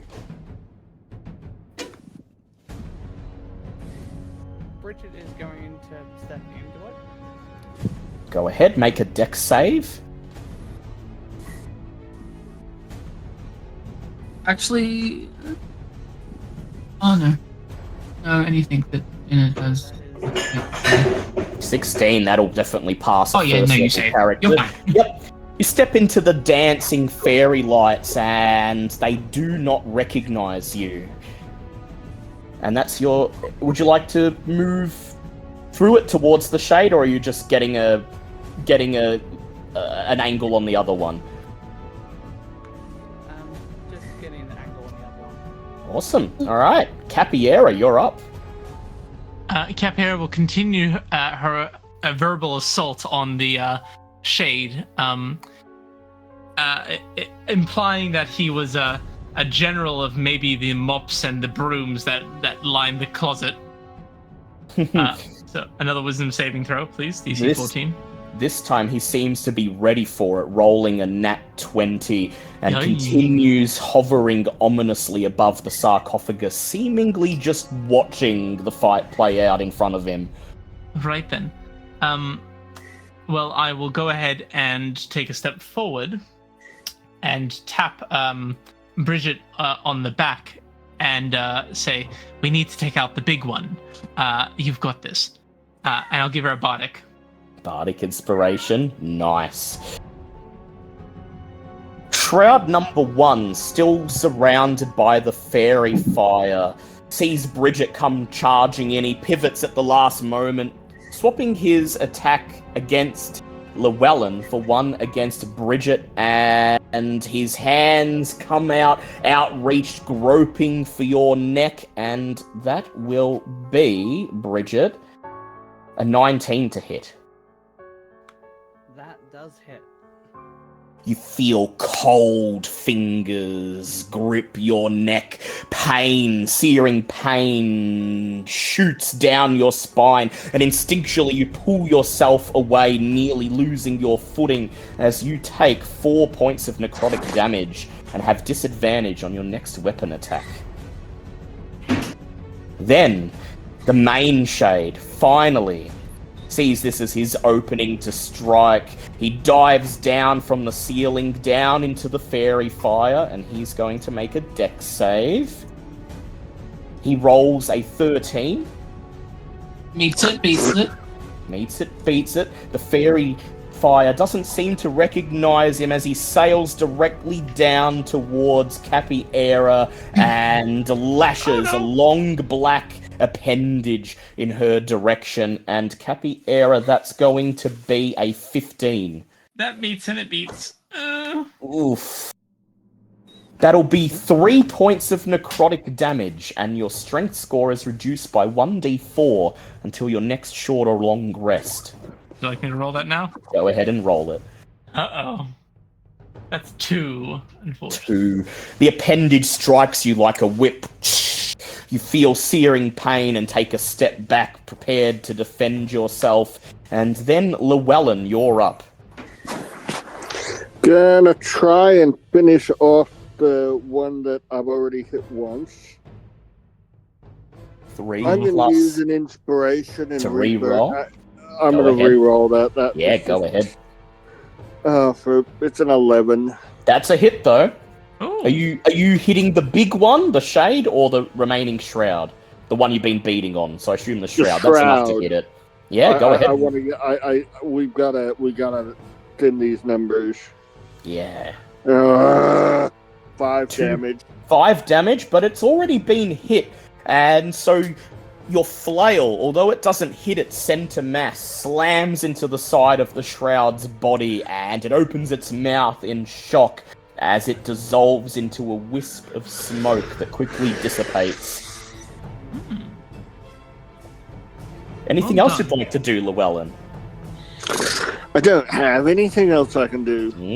So, I Leilani. can do cutting words half, which will have absolutely no effect on it, but might make me feel better. Wow. Or I Morale can get is out of everything, they say. Leilani's way. Yeah. Or I can just get out of Leilani's way. They step aside, Leilani's just gonna, produce flame at the shade. fling it at the shade, roll normally. It is not affected by the fairy fire. 18. 18. That is a hit. Go ahead, roll the damage. Get its ass. 2 fire damage. 2 fire damage, better than nothing. Tiny embers lick at the shade's fingertips. And it seems to recoil for just a moment until an unseen gust of foul air blows through the room and distinguishes the flame. Anything else you'd like to do, Leilani? That's my turn. Alright, Bridget, you're up. There's only the main shade left, and you have Bardic Inspiration. May as well go all out. Bridget is going to activate the Blood Maledict. Yep. Using Amplified Blood Curse. Yes, and this allows you to get extra damage if you strike it. The shade wavers for a moment, like a piece of fabric in a soft wind, and you know your curse has taken effect. And then you raise your weapon.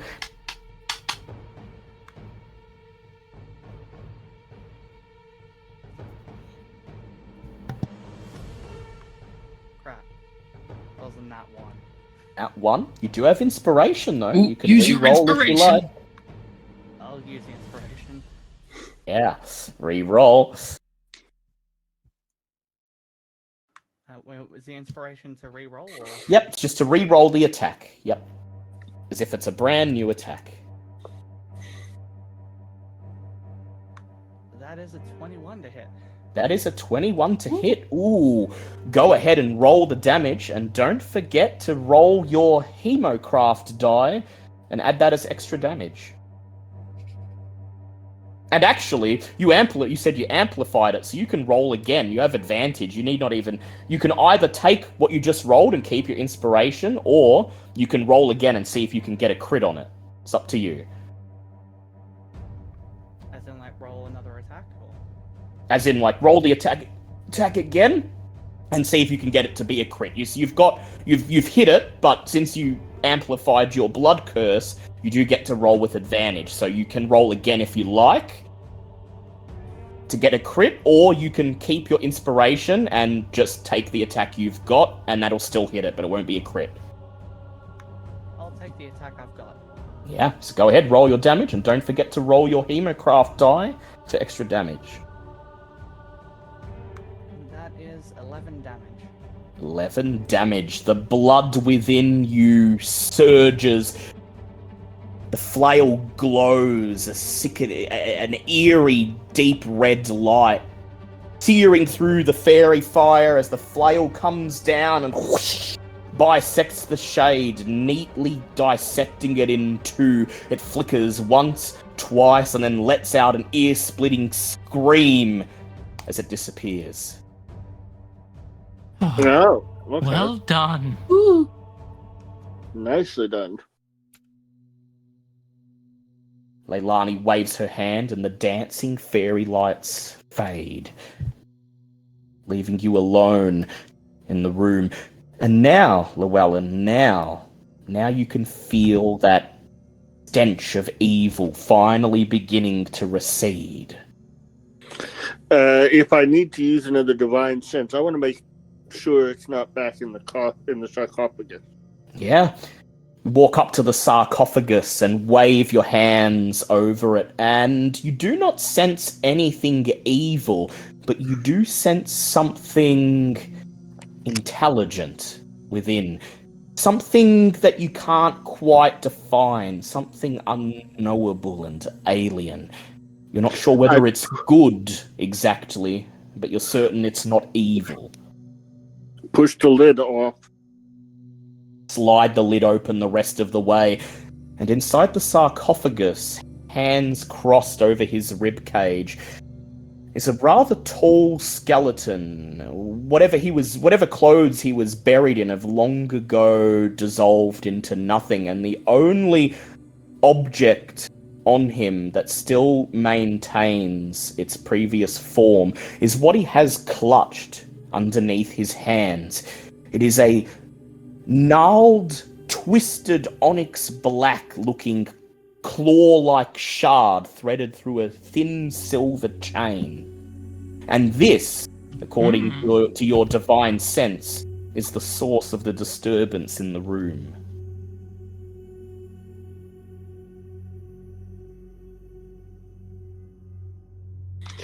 Any of you smart, educated folk want to come and have a look?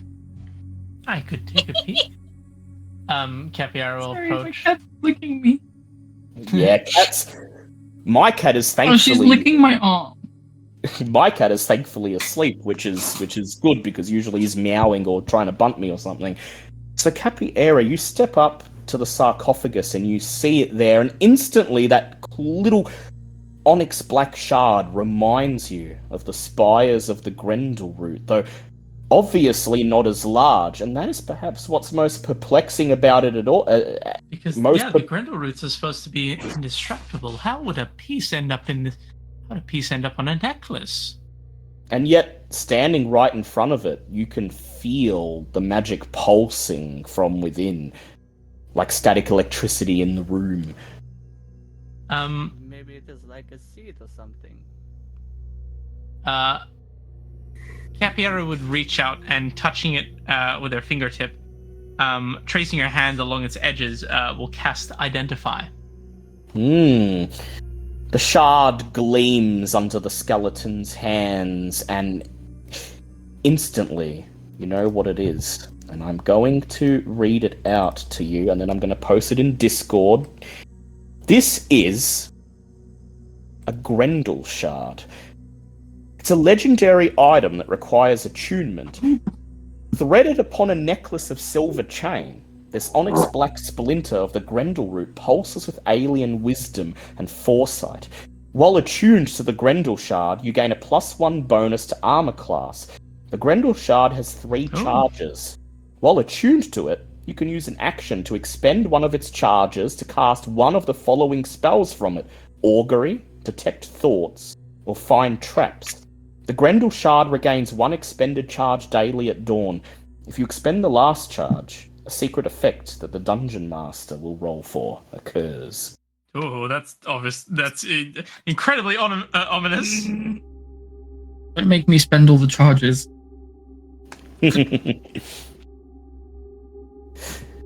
And as you've identified it, Capiera, as soon as you comprehend what it is, You seem inexplicably drawn to it. You feel your body seeming to move of its own accord, leaning over the sarcophagus, your hand reaching out to pry the shard from the skeleton as a voice whispers in your mind, take me, and I will guide you. I will help you achieve greatness, just as I helped him, just as he united the lands of Bramandin and Altair, so too shall you benefit from my wisdom. Hey guys, I think this ship might be cursed. Just maybe. Capiera is this is obviously a very strange thing. She's a person who's spent her life mastering the control of her body. So to have it react without her will is incredibly strange. As a hand hovers over it shakily as she fights against it. A curse, you say? I believe that is kind of that wasn't in character. Sorry, I was doing a goof. Is anyone hurt? I took a couple of points of damage, but I'm doing all right.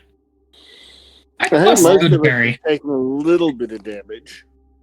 I cast Goodberry. I eat 2 to nourish me to full health. And I then say, like, look, there's like 8 berries left. Cap will Each take my 3. berry. But this is a strange piece. It's powerful. It's guiding, promising. She says, her hand gliding ever closer to the shard. Anyone stop her? Bridget, you said curses are your thing. If you want, you can come up and have a look at it. Given like the whole blood curses and that, it is kind of a wheelhouse, so she will go up to have a look at it. Make me an Arcana check, please, Bridget.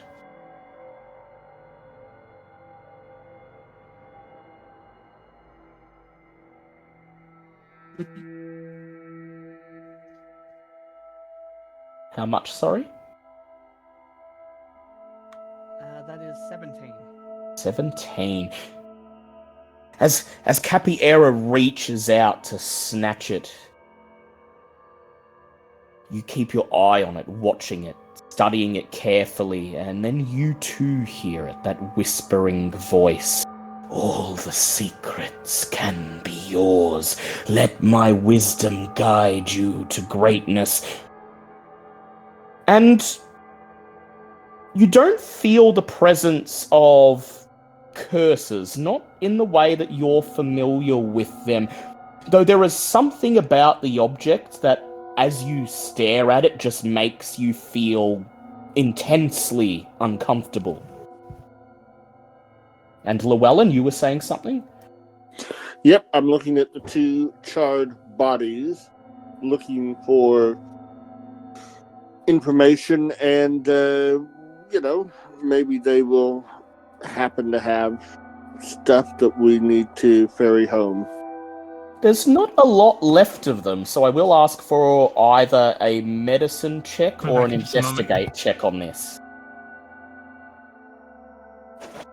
Well, an investigate would be +0, and a medicine would be +4, so I'm thinking you can guess which way I'm going. 18. 14.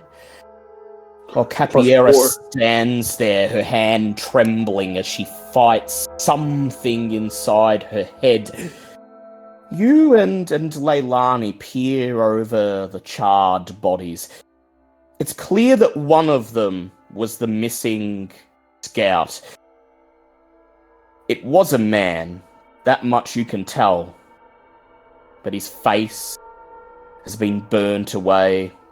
And the only identifying marks he has on him at all are the scraps of his studded leather armor that remain smouldering in the embers. The second body, Llewellyn, is far more interesting.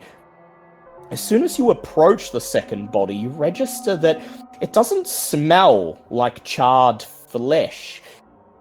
It smells like ammonia, a harsh chemical smell that assaults your nostrils, and you realize, Llewellyn, after only a second, what aroma this is. But you have no idea why it's here, of all places. This bandit's corpse smells like piss, like urine. Well, I suspect he wetted himself. You think that at first, but there are parts of his corpse that haven't yet burned away, parts that are damp, the boots and the ankles of his leather pants. That's where the smell is strongest. And it becomes apparent to you that the skull caps of his boots and the ankles of his pants seem to have been doused in piss. Oh, he was not dead.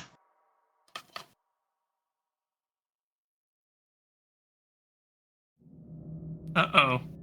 Anything to say about this, Llewellyn?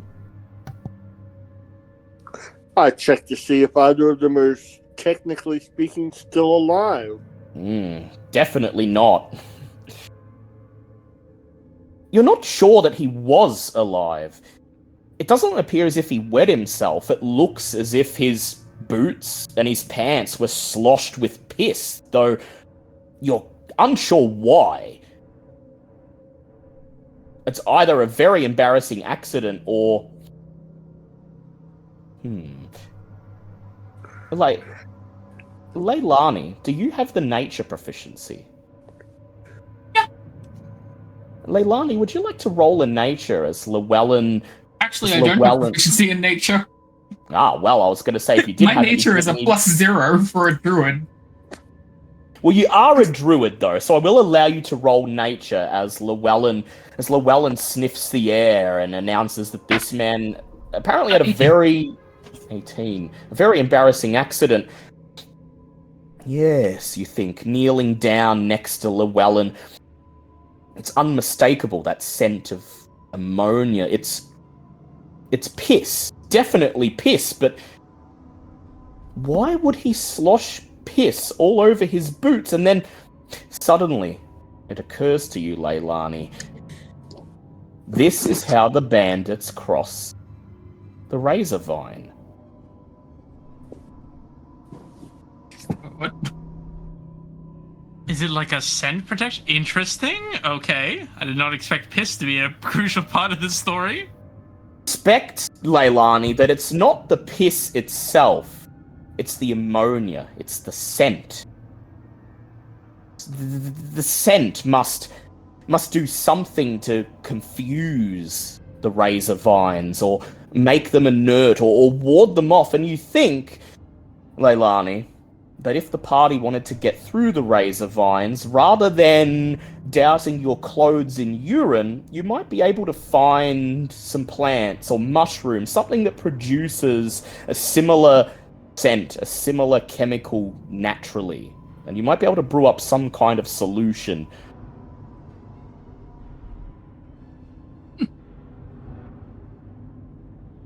That'll be handy. Capiera, your fingertips are an inch away from the Grendel shard. The voices have subsided, and yet you still find yourself drawn to it, your hands reaching out of their own accord.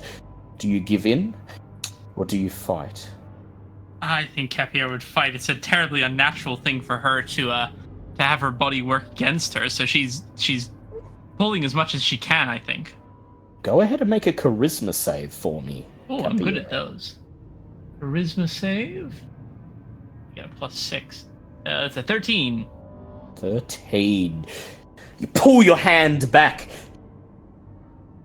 and the spell it had on you, the hold it had on you, is instantly gone.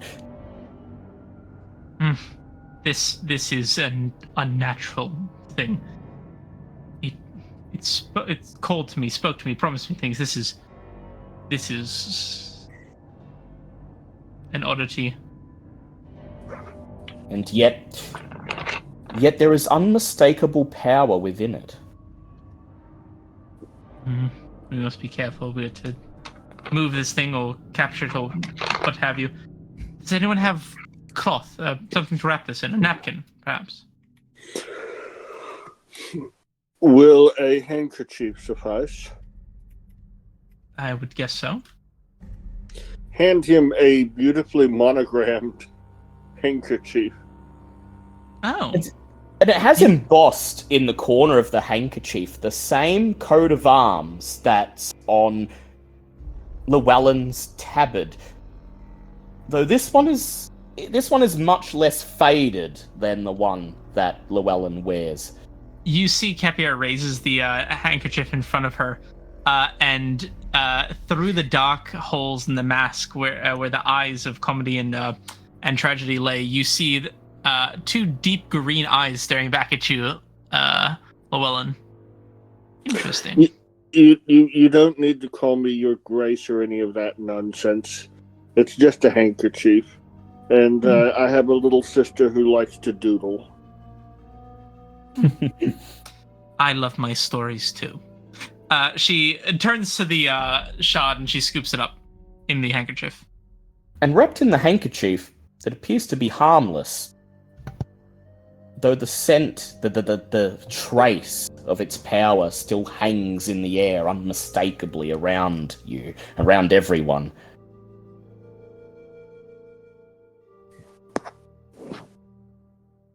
And as the room appears to be safe, I will offer the party a short rest. Oh, fantastic.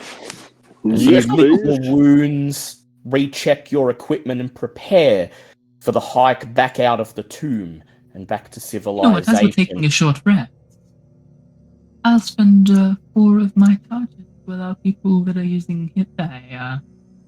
Actually, I'm not even going to use a hit die, so free. Well, who's using hit die? I'm going to use a hit die and get myself back a spell level. Yes, I do allow you to spend hit die you on can spell regain slots. an extra 1d8 hit points. That's what I meant, spell slot. I'm tired, I apologize.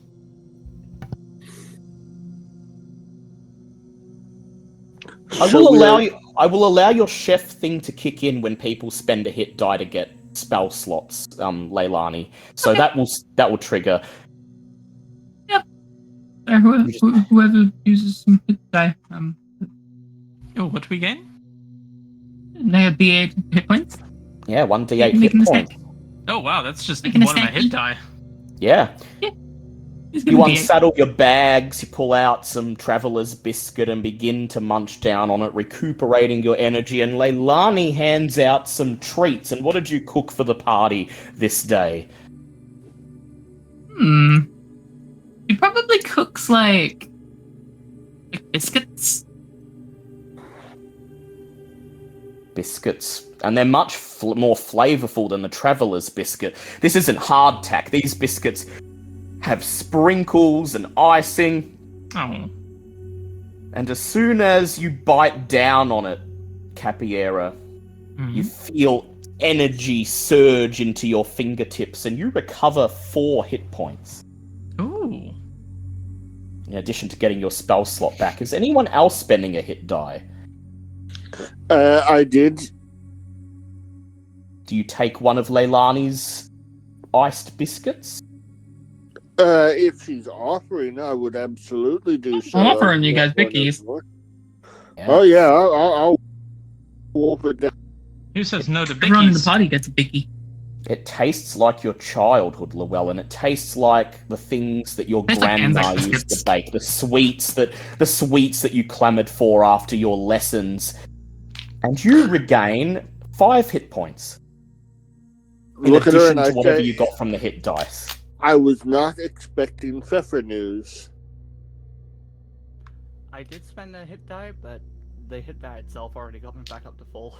Yeah, so you just snatch one of Leilani's biscuits and wolf it down in a single gulp, barely even tasting the could sweetness. spend your hit die instead on a feature. Or spell slot. I don't think. Oh, She doesn't no, have she spell wouldn't. slots. She doesn't have spell slots, she only has the curse. I know she has, but she use it on her curse. But you can spend the hit die to get a use of the curse back if you want, and then you will recover 3 hit points from the snack. If you do that. I mean, the curse basically refreshes after a short rest anyway. Yeah. So Oh. you just wolf it Oh. down. Everyone gets a snack anyway. Yummy Nothing snack. wrong with a good snacky. It fills you for like a day, I think. Yeah. And then, as you're gearing up once more to leave, as you hoist your bags back over your shoulders, check your gear, and prepare for the return journey, you once again feel that pulsing heartbeat, thump, thump. The magic that pulses from the thing in Katiana's bag. Oh, Katiana's here. Fantastic. Oh, it from Capiera. I mean, yes, Katiana would probably be all over this thing, but Oh, yeah. She would love that. But Capia's less fussed with this sort of stuff. But she holds out the handkerchief with that family crest neatly displayed at the top, and she says, I think it's trying to contact us, perhaps. She'll pull back. Good has come from having voices in your head offering you great power. Agreed, but maybe it has something decent to say.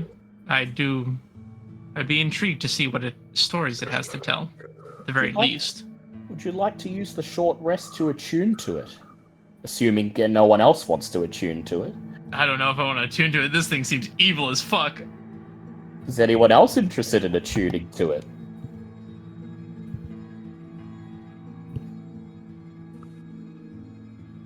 And so... I think we all recognize that it's a bit of a risk. And so it gets dropped into Capiera's bag to be decided later, to be subjected to study and careful prodding before you decide what to do with it. You are, after all, responsible professional adventurers. And then you square your shoulders And make search your the way- giant statue. and search the giant statue. So, Llewellyn, you don't Yes. have... Do you have history as a proficiency? No, I do not. So the statue itself appears to be nothing more than a normal statue. There's no hidden compartments, no levers, no indication that it moves.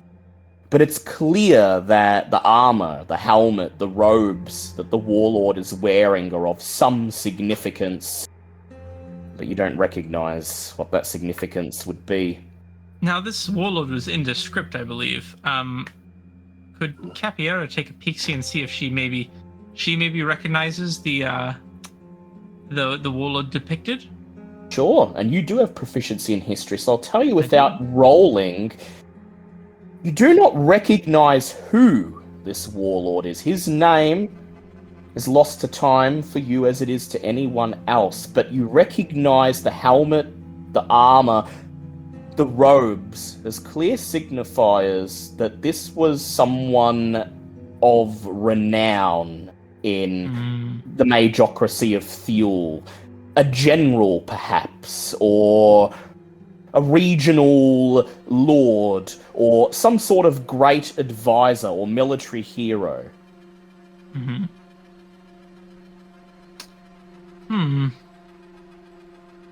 Distinct in his armor, his stature, the left foot being raised would dictate, either war or honor, I forget which. Intriguing. Says, and she scribbles a note down. She sketches the statue to bring forward to others later. Well, you found the missing scout, and something else of importance.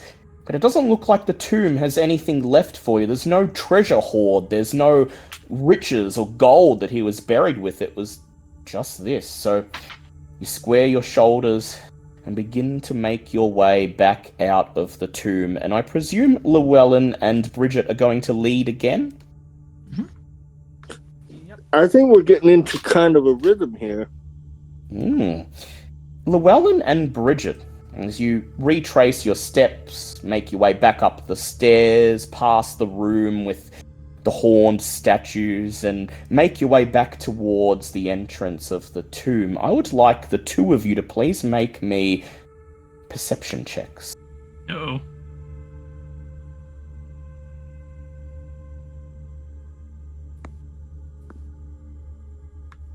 That is a dirty 20. Dirty 20. And I rolled a D10, and that was wrong. But then so is the 5, so that's a 7. Perhaps, Llewellyn, you're distracted by the sense of alien wisdom that pervades this place. The sense that this is not natural, that something is indescribably wrong. And so it's Bridget who hears. As you reach the entrance of the temple and carefully step over the tripwires that lie tangled on the ground and approach the thick stone door, Bridget, you hear voices clearly audible from outside. Yeah. Heard him go in. Saw him stop and pull down the tripwire, but no idea when they'll be back out, but everyone take your positions and wait for them. And when they come out, we'll just take it. Boss don't need to know we ran into trouble down there. I think they're coming now. Shh. Capiera will... Go ahead, Bridget. Sorry, go ahead, Bridget, please. Bridget is going to point at the door and then point at herself before she basically steps forward and makes to run out first. Oh. And she is going to be bellowing a massive war cry when she does. Trying to scare them. Llewellyn, Capiera, and Leilani, what do you guys do? Knowing that somebody prepares to ambush you the moment you step out of the tomb. Well, I think what it's been decided for us, no? I think we're taking the fight to them. Yep. And might get a caltrop bag in my offhand so that what I'm going to do is when we're in a position, I'll be dropping it to cover my side, if you see what I mean. So parlay is out of the question then? I think so, the war cry being yelled. Yeah. But Capiera will reach out and touch Llewellyn on the back, casting Longstrider to give him a bit of speed. Very nice. Bridget's already charging ahead, flail raised, bellowing her war cry. And Leilani, what would you like to do to prepare?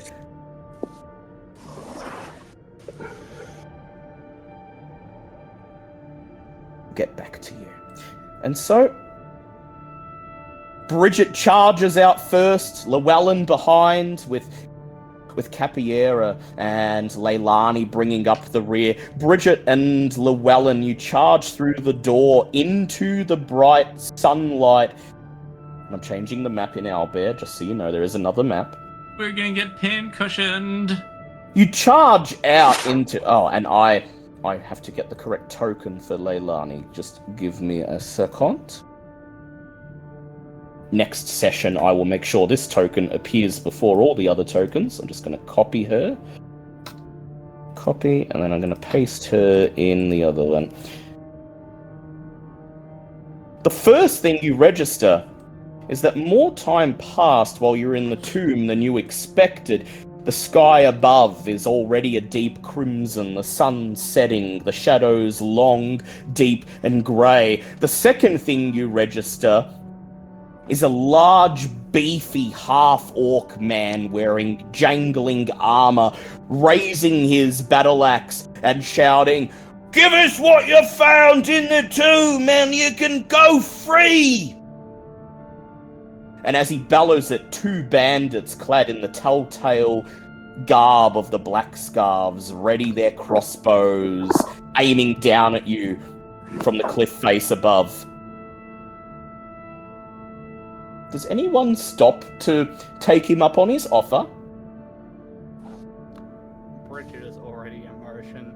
She is like ready to run straight. That is an unstoppable force. I don't think there's much we can do to parley with him, except maybe ask him what god he prays to, so we can bury him correctly. Fight then! Yeah, I think Bridget and I think he's gonna get a really rude shock. It's to be a fight then! Shouts the half-orc as he readies his battle axe. I was hoping I'd get to spill some blood. Kill him and take the shard! He barks the order as the other bandits scramble for their weapons, and they do not get a surprise round. You're charging straight out at them. Go ahead and roll initiative, everyone. I just have a question. Has the half-orc registered at the moment that the 7-foot-tall human is the short person coming towards them? Ooh. He will momentarily. I got an 11. An 11. I got a 14. 14. Llewellyn got an 18. 18. And Leilani, how about you?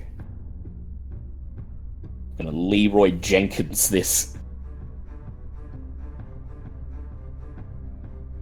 And so, combat begins with Llewellyn up first.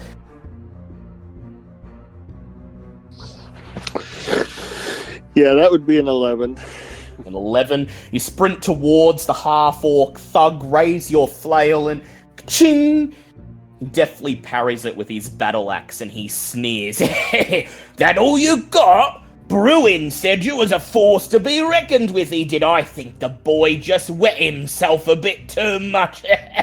I'll cut you down to size. My job is to distract you while she sucker punches you. And then, what did you get, Bridget, on your initiative? I believe I got 14.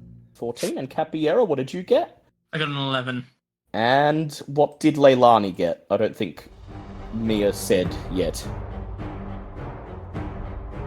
Well, Llewellyn's turn is done, so next up, until we find out what Leilani's initiative is, it is the bandits' turn, not the thugs, the bandits' turn. The bandits up on the hill above ready their crossbows. One of them points his crossbow at Bridget's back and fires a bolt. It sails through the air, and that will be with advantage because he has the high ground. Bridget, that will be a 16 to hit.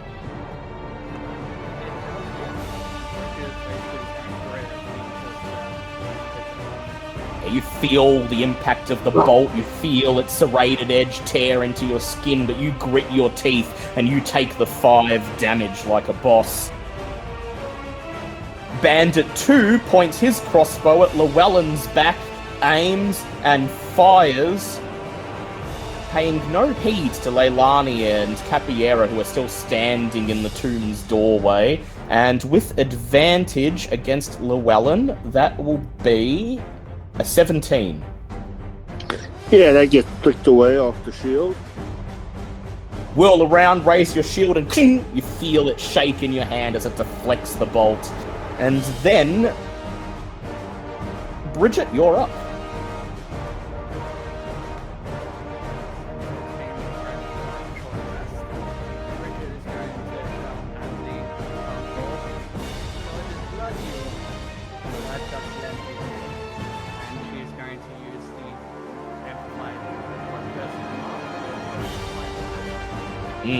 The flail glows blood red as you swing at him, and he stumbles as the curse takes its effect.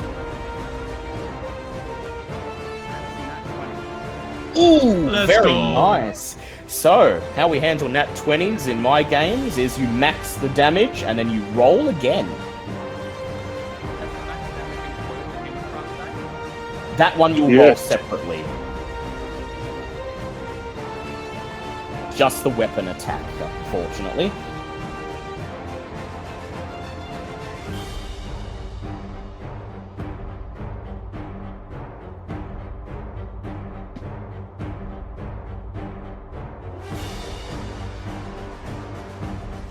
flail slams into him and he braces himself against the battle axe, but the force is still too strong. You knock the battle axe out of the way, raise the flail, and boom, slam it into his chest, and he stumbles backwards from the force, gritting his teeth as he bleeds. How much damage is he taking? Yeah. 11? Plus, what is your weapon's max damage? So 19 points of... So 1d8 plus 3, so that will be 11 plus... So 22 points of damage. Very nice. Your blow nearly knocks him off his feet, but he stands firm, he grits his teeth, and for a brief moment considers that maybe he bit off more than he can chew. But then one of the other bandits shouts a battle cry, raises his battle axe, and redoubles his efforts, charging in for the next attack. And it is the thug's turn, and he's going to make a multi-attack. The first one is going to be against Bridget.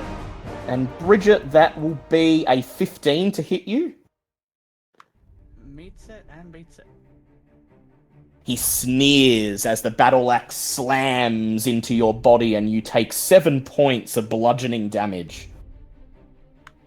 I am going to use my reaction for Stone's Endurance. Mm-hmm. And how much of that damage do you eat? Actually, let me just double check Stone's Endurance, because it might have changed. Well, I rolled Yeah, it's just... max on the D12. Roll D12. So Yeah. that perks up 13 damage. You take it all. The battle axe slams into you, and your skin turns grey like the stone of the surrounding cliff sides, and the half-orc's mouth drops open as the blade slams into your armor and seemingly has no effect on you whatsoever. He nods as he raises the battle axe once again, and this time goes in against Llewellyn. And Llewellyn, that is going to be a nat 20, unfortunately. Yikes. Llewellyn, you take 12 points of bludgeoning damage as he sneers, "I'll cut you down to size, I will!" And the blade of the axe strikes you with such force that you're nearly knocked off your feet. So basically, I take a 9, is what you're saying. Yes, because you... Have Go ahead and- weapon master, yes. Yes, Heavy yeah. armor master, yes. And it's only because you're comfortable in the plate armor you're wearing. A lesser man without the training you had, he would have been knocked off his feet and the thug would have gone in for the kill. But you stand firm. And then, Capiera, you're up. Righto. I think Capiera, seeing her friends getting mercilessly badgered by this large half-orc thug. Where's my mouse? There it is. First of all, she's going to move against this rock wall here to take cover from at least this bandit that's up, bandit 2. That's up over here. And that should be 30 feet, I believe. Yeah, it is. Yes, it is. I'm going to go ahead and call out to the half-orc thug to grab his attention, only to... this is just for flavor, but she mimics his bravado and action and mimics falling on her ass in mockery of him. Miming as if he's struggling under the weight of his own huge axe, and he just falls backwards as he takes a swing, and he's going to roll, and that's going to be an 8. That fails, so he's going to take the D4, and he's going to have disadvantage on the next attack.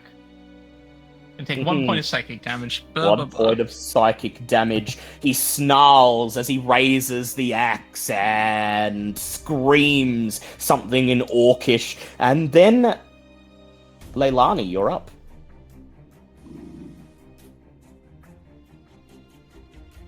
I can pilot Leilani if you like. So Leilani steps forwards. The produce flame dancing between her fingertips. She looks up at one of the bandits on the hilltop and flings it towards him, and he screams as the flame hits him in the chest, and he takes 8 points of damage and falls down into a copse out of sight. Alright. Sweet. Llewellyn, you are up. Well, Llewellyn's job is not to hit people today. It's to distract people. Nevertheless, he's going to get a 23. Gonna get a 23. That is a hit. Roll the damage. That is going to be 11. 11.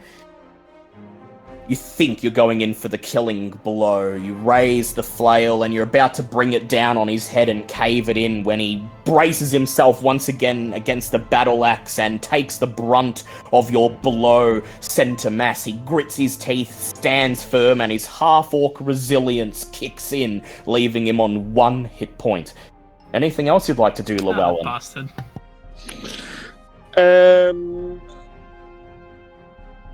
Not really.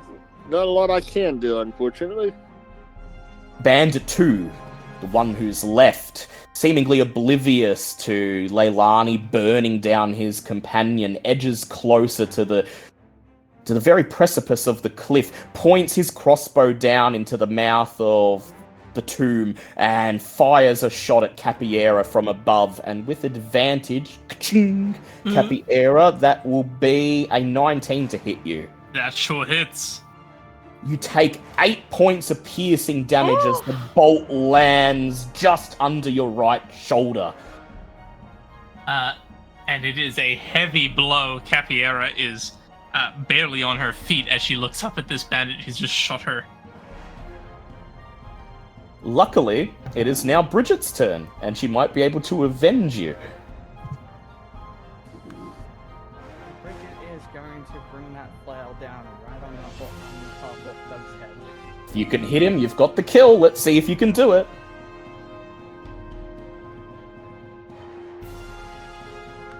That is an 18 to hit. 18 to hit, that hits him. Would you like to describe how you kill him? The flail is basically coming down, as I said, just straight on top of his head.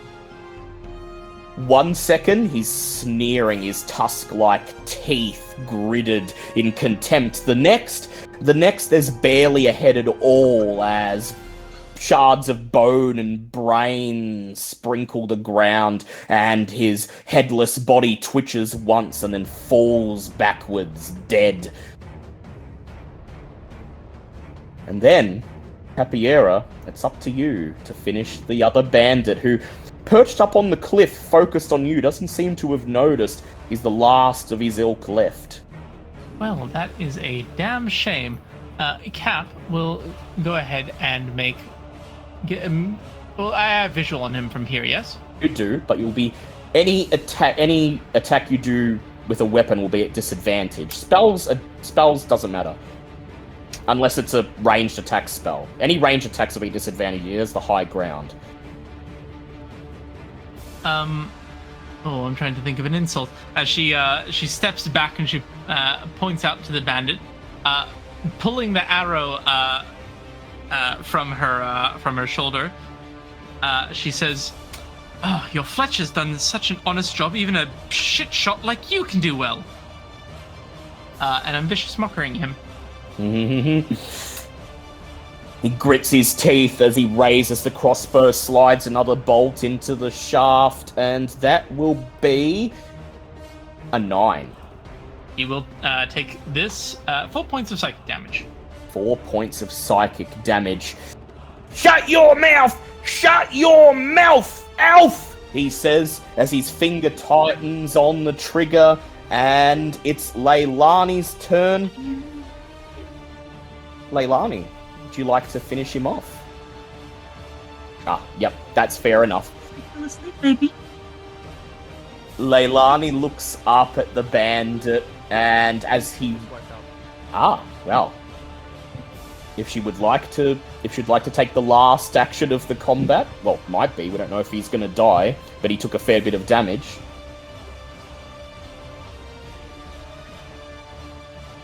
Anyway, he's firing his crossbow down once again at Capiera, this time with disadvantage, and clunk!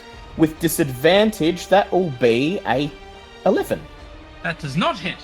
As Capiera pedals backwards, the flurry of her feet to avoid the shot.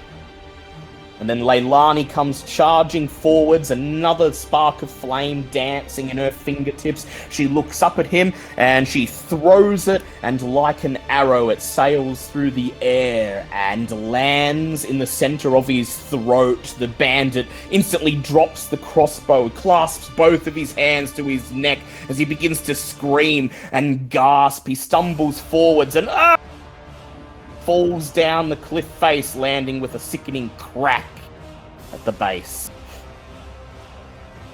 And suddenly, all is quiet once more. Well, impressive work, I must say. You all performed beautifully. I think the healing kits are coming out. Oh yeah, for sure. Capiera is as her red outfit is stained that vermilion red that only fresh blood shows.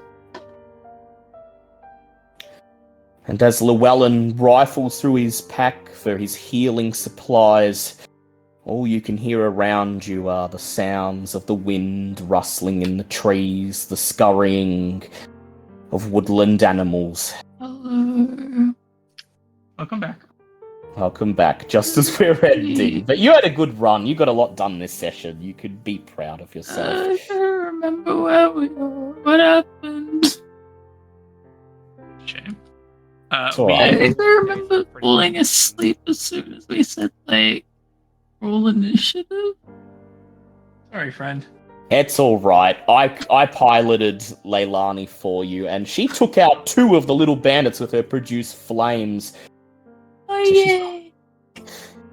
And with that, as Llewellyn sets to work attending to everyone's wounds and the sun descends behind the Dawnforge Mountains, the shadow of night is cast over Greyhorn Valley. You will camp here tonight, you think. Recover your energy, tend to your wounds,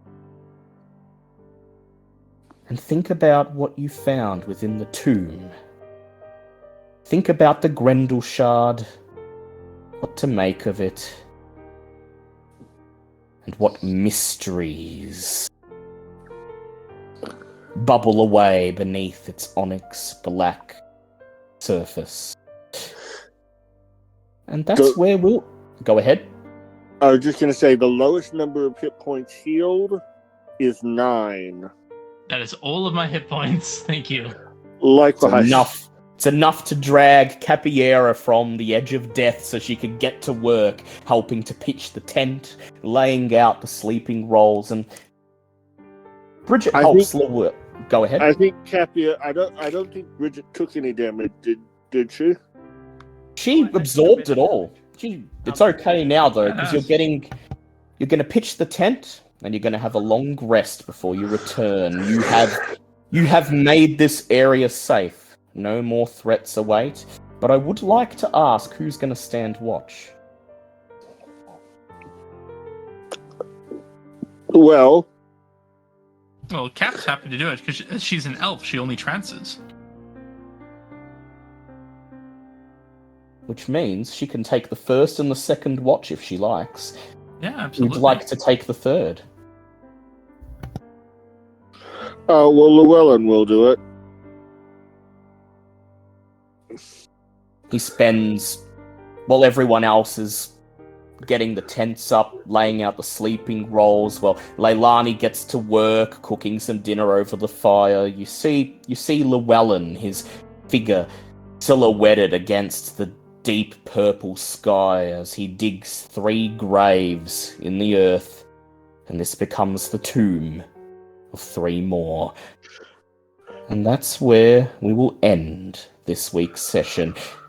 You all advance to 2nd level. Hey! Success!